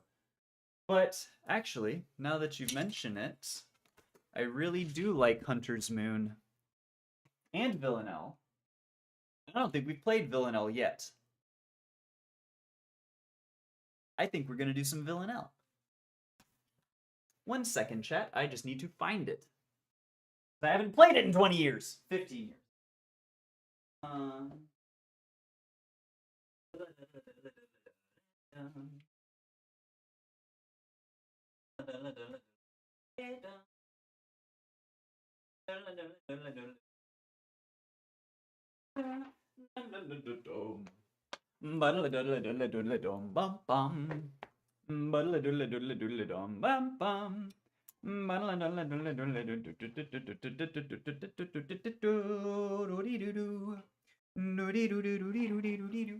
All right. Villanelle for horn and piano by Paul Dukas. This was written in 1906. It's a very, very fun piece. The intro is supposed to be played natural horn.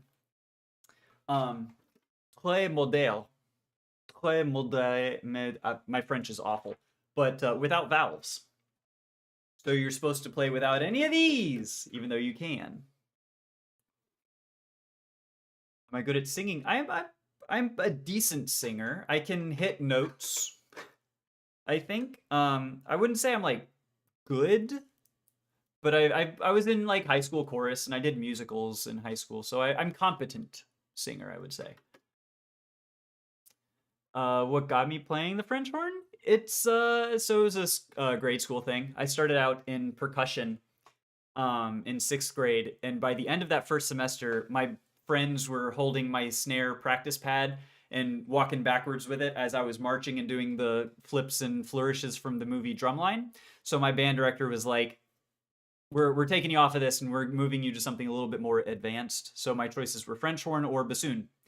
And so I chose French horn. And the rest, as they say, is history.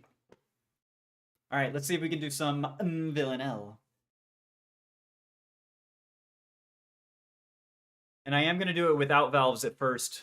I'm going to try, but it's going to be worse than if I do play with valves. So I'm going to put valves in eventually, but we'll see.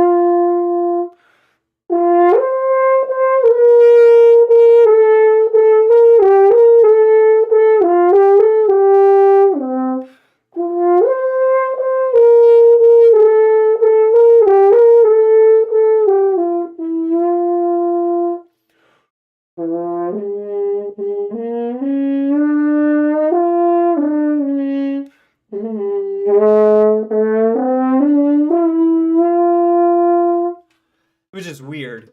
You're not supposed to do it like you're supposed to stop and partially stop like all the way through all those accidentals. That's the point at which I'm gonna put in valves because fuck that. But like it's a good flexibility exercise to play this flexibility stop action to mess with the accidentals in there. It's very good to practice. But for the sake of playing it for you all.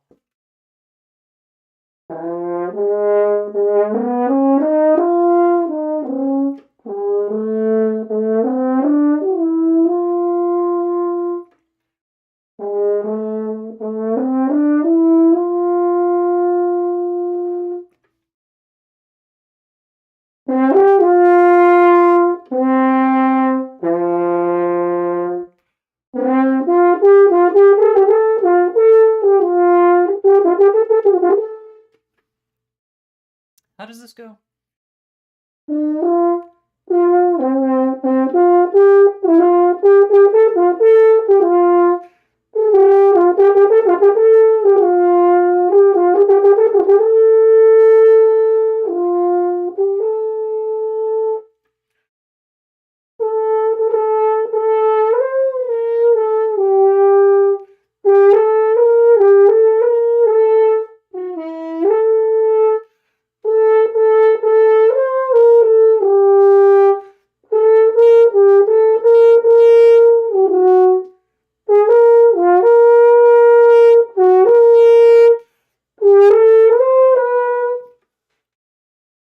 No.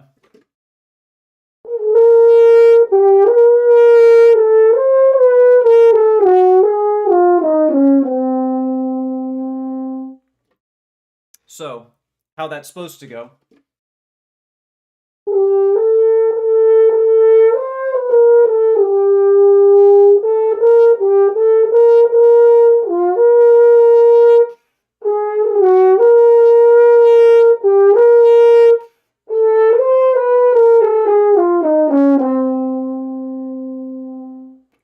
Then the piano comes in as you hold that bum bum bum bum bum bum bum bum bum bum bum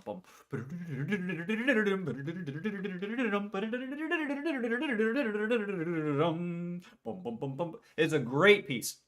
If I can suggest recommended listening for today, this afternoon, this evening, this morning, whatever it is for you, I would say Villanelle in horn, written by Paul Dukas, performed by Dennis Brain, is a very good one.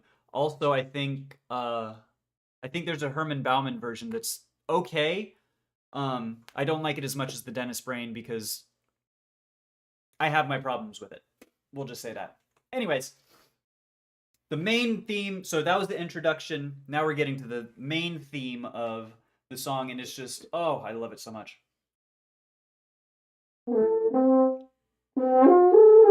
If I can play it right, because again, I haven't played it in 15 years.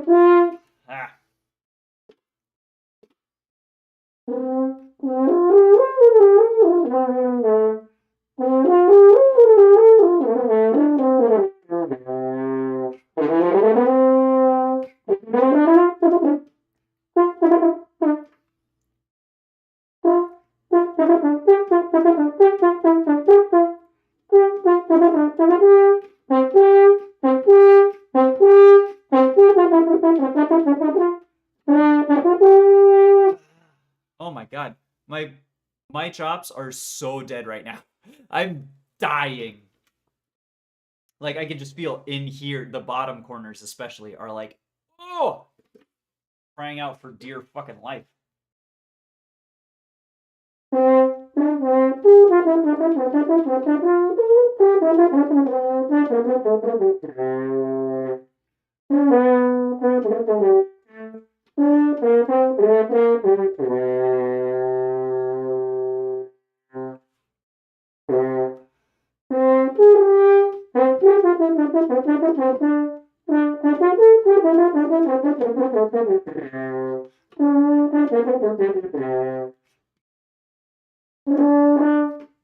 Excuse me.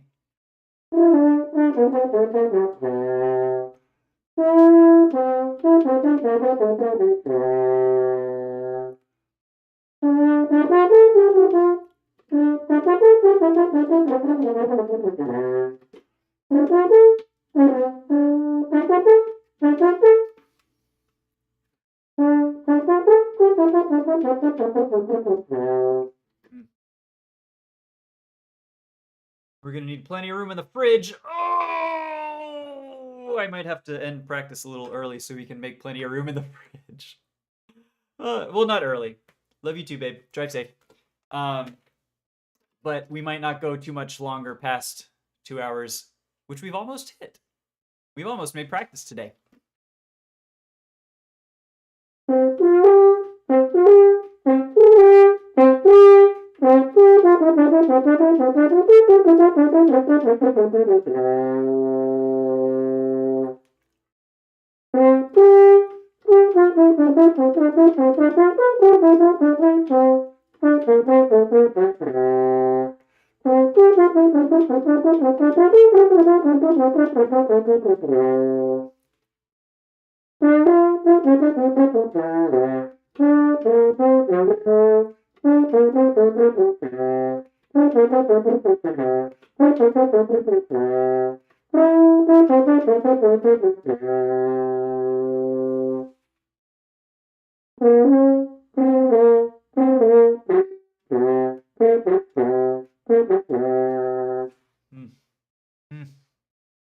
Gross.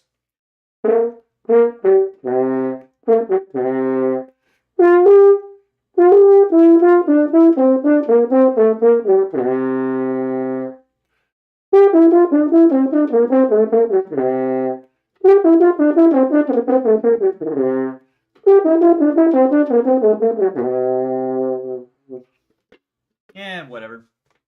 We're at practice. We made time. Okay. Which means we can now fuck off and play whatever we want to. Sort of.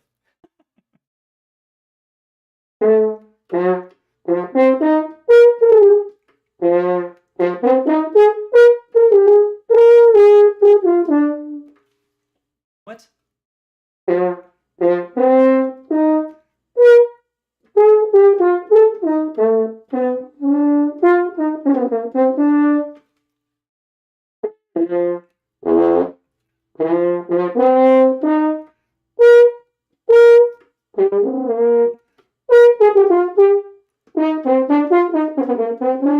That's it.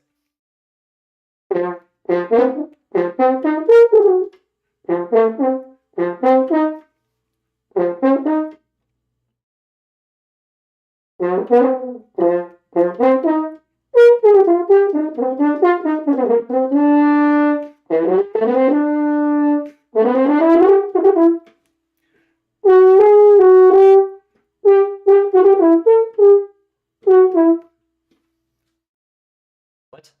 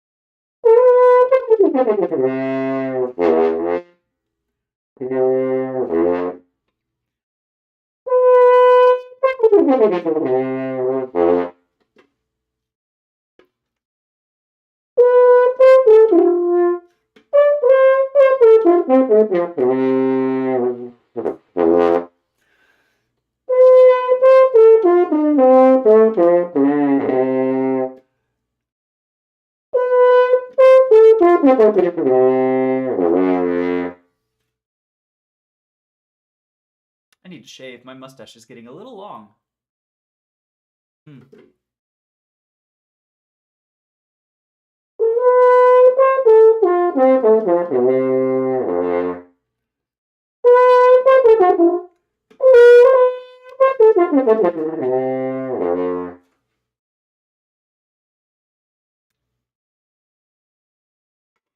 Also, something that I am guilty of. Now that I'm thinking about it, again from the Freudist book. Again from the Freudist book. It's thoughts on being your own teacher. Choice of words. Choice of words. So, you've got on one side, not bad, not so good, could have been better, I did not like it. Try it again. Maybe your sound will not be so rotten. Try not to play so out of tune. I wonder if you shall ever learn to play rhythmically. Your sound is harsh and scratchy. Too bad your playing sounds so boring. And so on and so on and so forth. Versus pretty good, quite good, absolutely okay. I liked it, except. Play it again with an even better tone quality. Could the intervals have a finer tuning? More precise rhythm, please. How about more warmth and pureness in the sound, etc., etc. So it's all about framing stuff when, as I am in this room, essentially being my own teacher, teaching myself, I need to be better about being so harsh and negative on my own playing. Because, I know it's not up to my standard. I know it's not where I want it to be. But we are improving constantly and consistently. This is only day 23, and already I'm working through pieces and etudes that I was playing in college. They're not as good, but, it's something that we're doing. So it's definitely a mental framing of things. And also my arm it's too cold in this house. I'm trying to not muddy up my sound, but it's too cold for that mess. Anyways.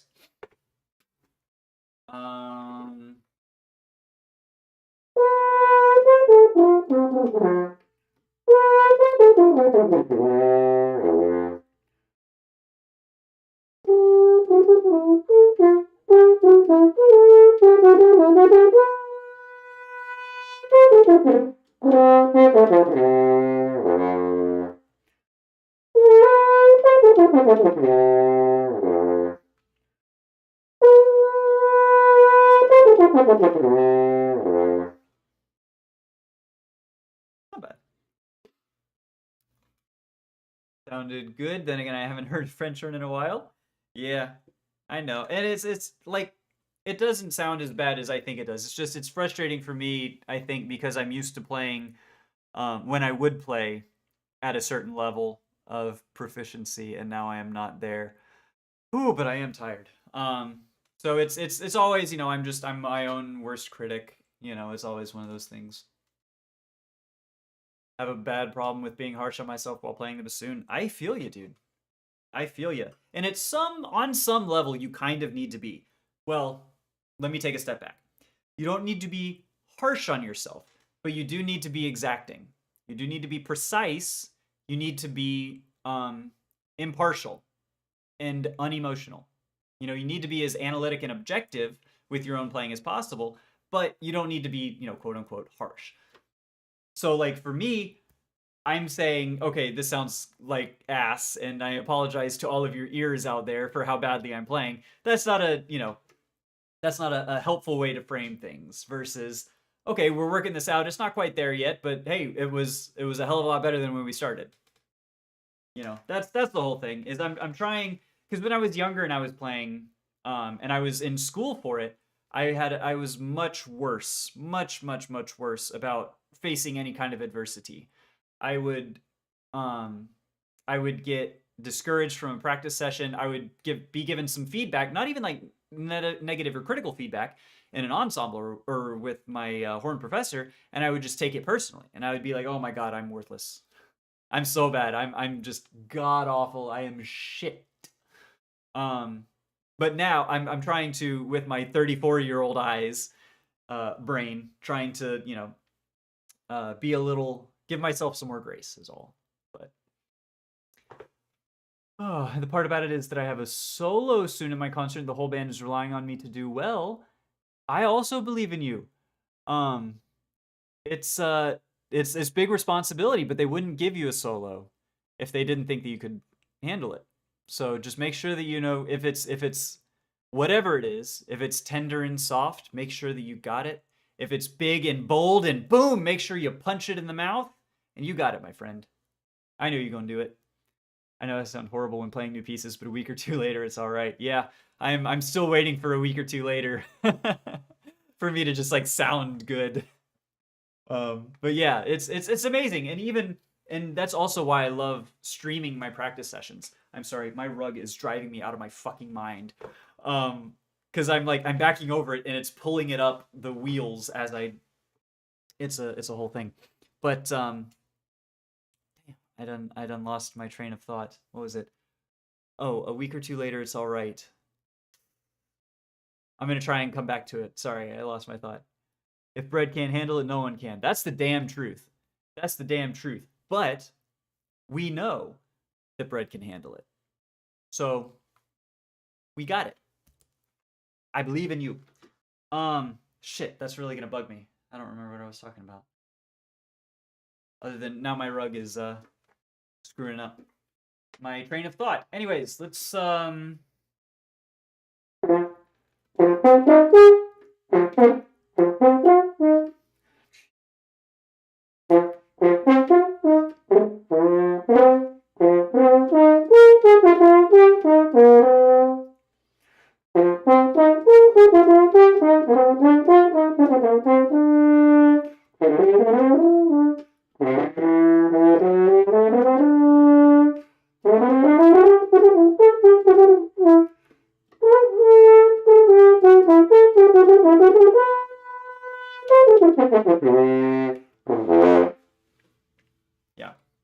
Nope. Nope. See, and this is where I'm getting into my mindset thing. Like, oh my god, that was ass.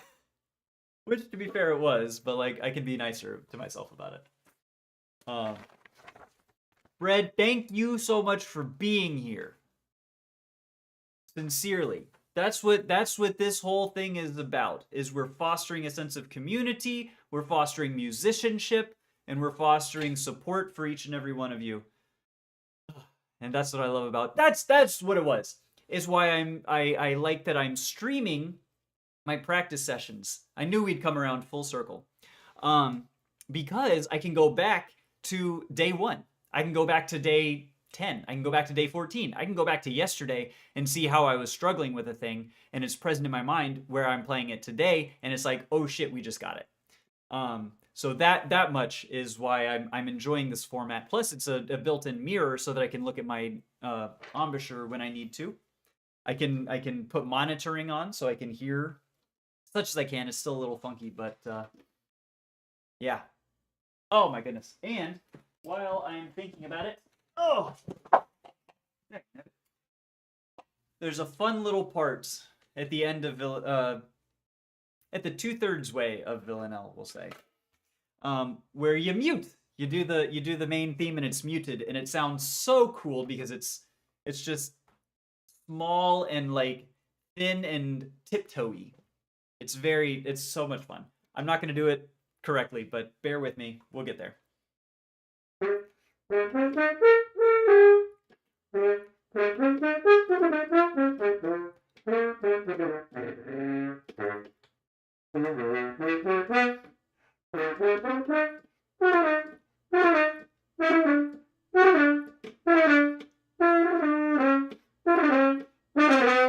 Blah blah blah. So it's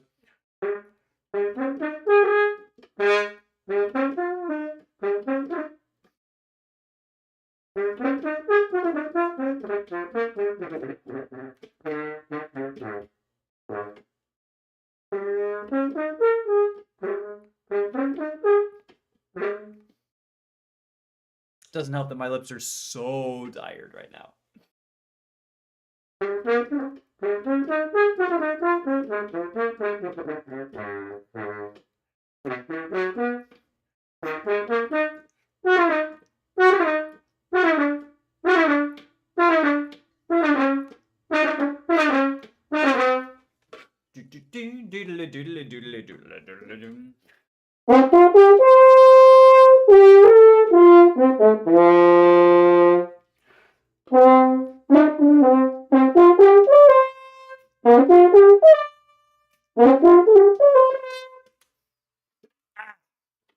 Nope.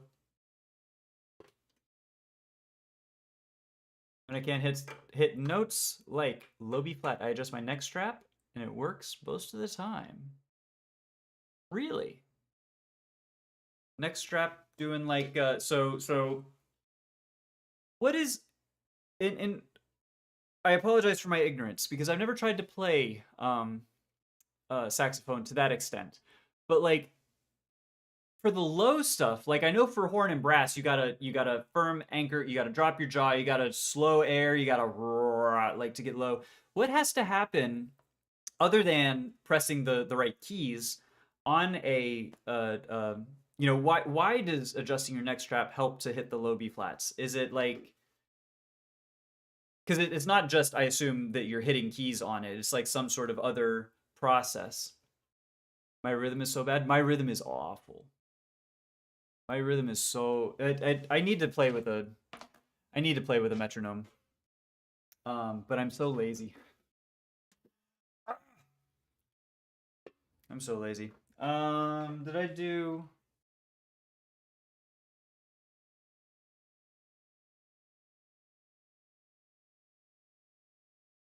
Oh, I didn't. I missed a whole ass part in this.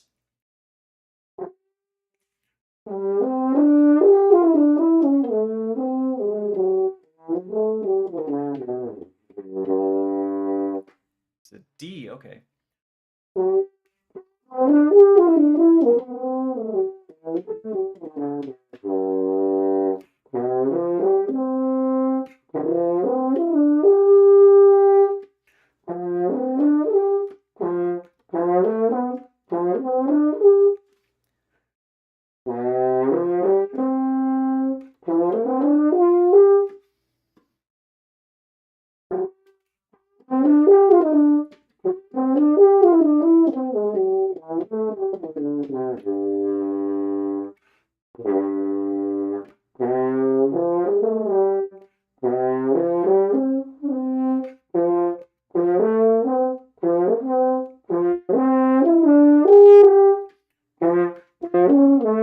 Oh my god! Gross. I don't know if I spelled ambushed right. Ambushed? Ambushed? It looks right. I think ambushed. It looks spelled correctly to me. Don't know what that one's about.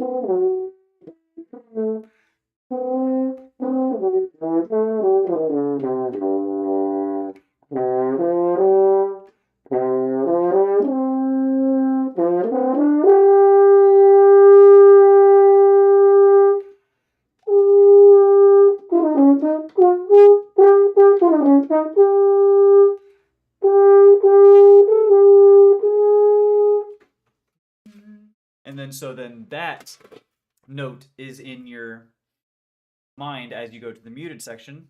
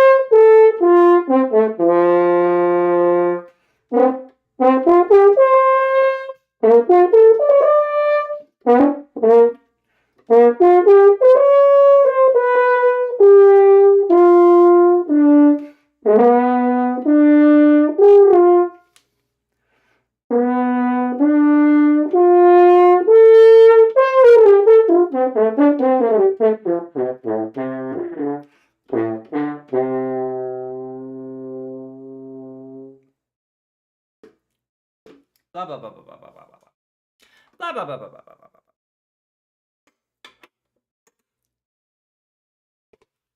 Oh, embouchure. Embouchure. I got you. When I practice for a long time, my mouth hurts a lot because of my embouchure. Yes. Yeah, yeah. So my embouchure right now is fucking toast, especially like down here on these corners. I think for working down low as we did as much as we did, like down here, and the corners are always really bad. But so oh, my mouth is usually fine. It's more because of my neck because I don't have anywhere to sit and practice. Wow. So you're standing up? You're like let's fucking go? Sorry for my pajama pants, but like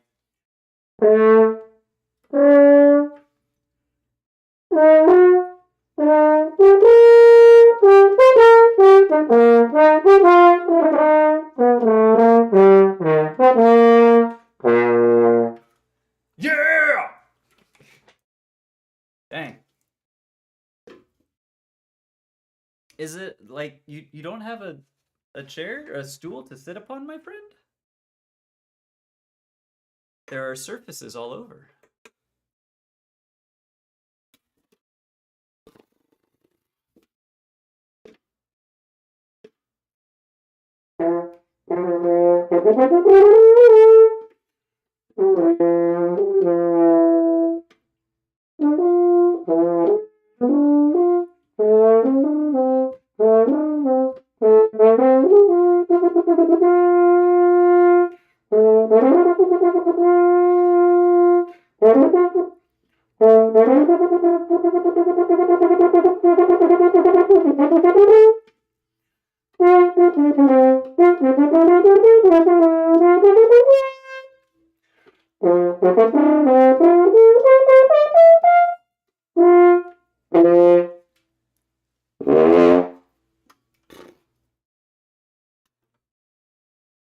Blah blah blah blah blah. Okay, so that's Villanelle. That's beyond my ability at this moment.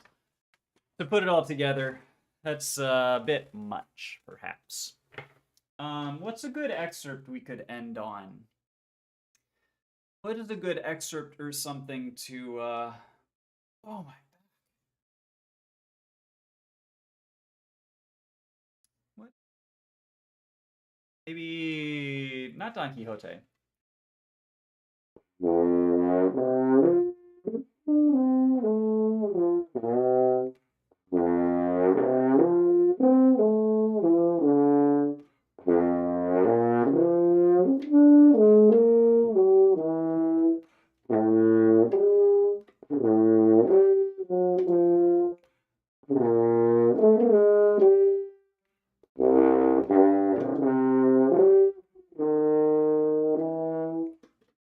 Well, maybe Don Quixote. We might be able to do some Don Quixote. Just a little bit. I put the book. Just so we can see. My room is in my basement. Oh, shit. Because there's no rooms on the main floor. Taking a chair down to my tiny cramped room takes up a lot of space. I hear you. I hear you. You know what? But good on you for making do with what you have. If I was in your situation, straight up, honestly, I don't know that I would play or practice. That might be too much of a barrier for me to want to really like do that. So sincerely, good on you for making it work even despite the tiny cramped space. That is admirable. That is worth acknowledging. True story.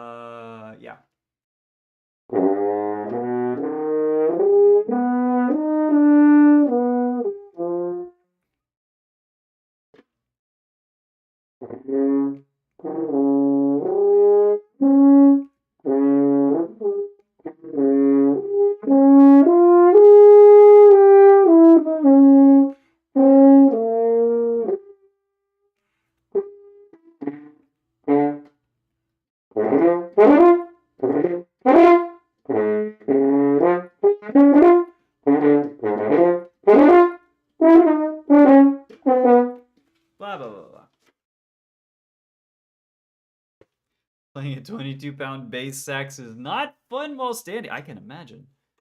Tenor, viable, soprano's easy. Yep. And all the B flat saxophones. Yeah, no, dude, a bass, because I've only ever seen Barry in person. I'm pretty sure I've never seen a bass or a contrabass. I assume there's a contrabass out there. That's gotta be fucking cute. You know what? Now that I think of it,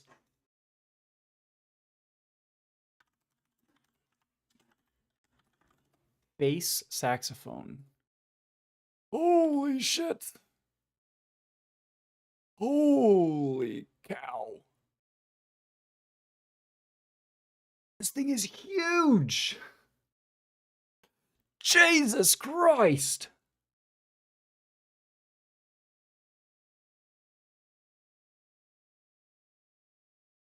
Contrabass even, I believe that. You know what? Let's look up a contra. That's taller than a person! Jesus! That's so cool. Yeah, you stand on a chair to play it. Oh my goodness. That is absurd. That's so cool though. Wow. It's so funny. This is one picture. Is dude like mouthpiece comes out here and it's just a giant bit of saxophone in front of him, and he's got his hand just like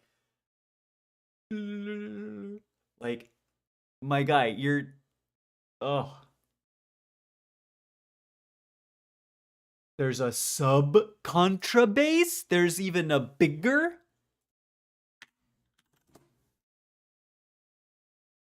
Oh, I see. The sub contrabass images were what was coming up on the contrabass search. I gotcha. Still, but like, holy cow. Dude, that is so cool. Full-size sub contrabass in B flat. An Eppelsheim one. Sub contra is 10 feet tall. It sure looks like one. There's a compact one at the Musical Instrument Museum in Brussels that looks honestly like very compact. It's true. Let me see. Yeah, so this one here, what I'm looking at, this is the compact one. This is the 10-foot. Like, holy shit. Jeez. And then this one here, this compact one though, it looks like at least manageable. Look at the size of the barrel on that thing though. This that is girthy. Little under 4 feet taller than me. Oh, okay. Way to brag, Mr. 6 foot tall. Some of us are actually 5'10". That's so crazy, dude. Holy cow. I don't know why we're not practicing right now. This has not been practice. Stupid rug. Okay. All right. A little bit more of Don Quixote, just doing the some of the, and now we are practicing. What am I doing? And then that's gonna be the end of practice, because also I think my girlfriend is on her way, if not here already.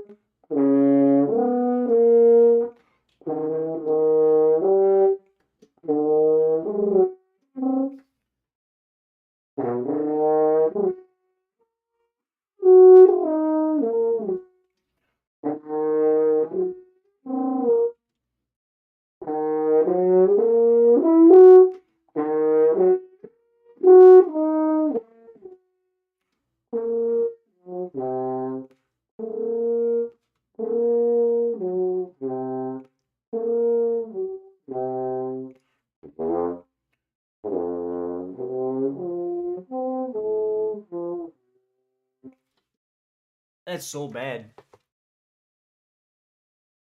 I need to not say that that's so bad, but that's so bad.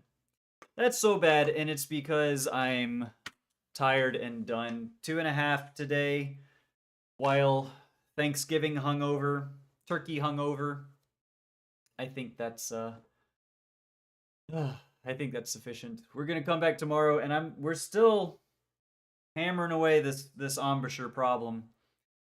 Hopefully, it starts to bear fruit pretty soon because I am struggling. But when I warm up to play the bassoon, I like to start with scales and arpeggios.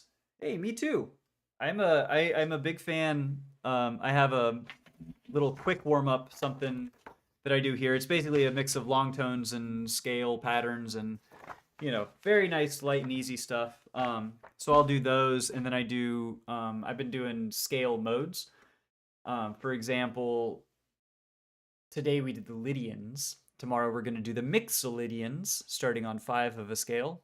And that's been fun because I've never done scale mode studies. So normally I've just been doing like majors, minors, whatever, but modes are fun. I like to play some simple pieces. That's a great way to do it. And I need to. So there's y'all got me thinking about a passage from, and I don't mean to keep harping on my books, but only because I just got them and I'm obsessed with them and I'm like I love them so much. But one of the things that she talks about in terms of warm up is whether a strict regimented warm up is even necessary, right? Because like if you think about performance like life in general, sometimes it will become necessary to have to play after an interval, when you're relatively cold. So one thing that she suggests is like, here's the thing. Usually it's pleasant to start the day with some kind of warm up. Once in a while, surprise yourself by just picking up the horn and playing something before or instead of warming up. Something a little bit like that, to where it's an alternate warm up that's not, just scales and whatever, but something like a simple piece that you're able to use to warm yourself up. So that's great. And this is something that I need to do. I've been sticking myself in my warm-up routine relatively rigidly. But I need to maybe do a day or two where I don't as much and just try and zoom. But probably not while I'm still working out embouchure things. Anyways. Oh, jeez. I think, I don't even have my mouthpiece anymore, so I can't play if I wanted to. I was about to, like, doodle around a little bit, but yeah, I don't like playing directly on the lead pipe. It's gross. But with all of that said and done, I got to go. Thanks for hanging out, everybody. You made practice such a wonderful time, and I hope that y'all have a great rest of your day, a good start to your weekend. And I'm going to be back here tomorrow, same time to practice, and I hope I'll see y'all in the future. Bye, everybody.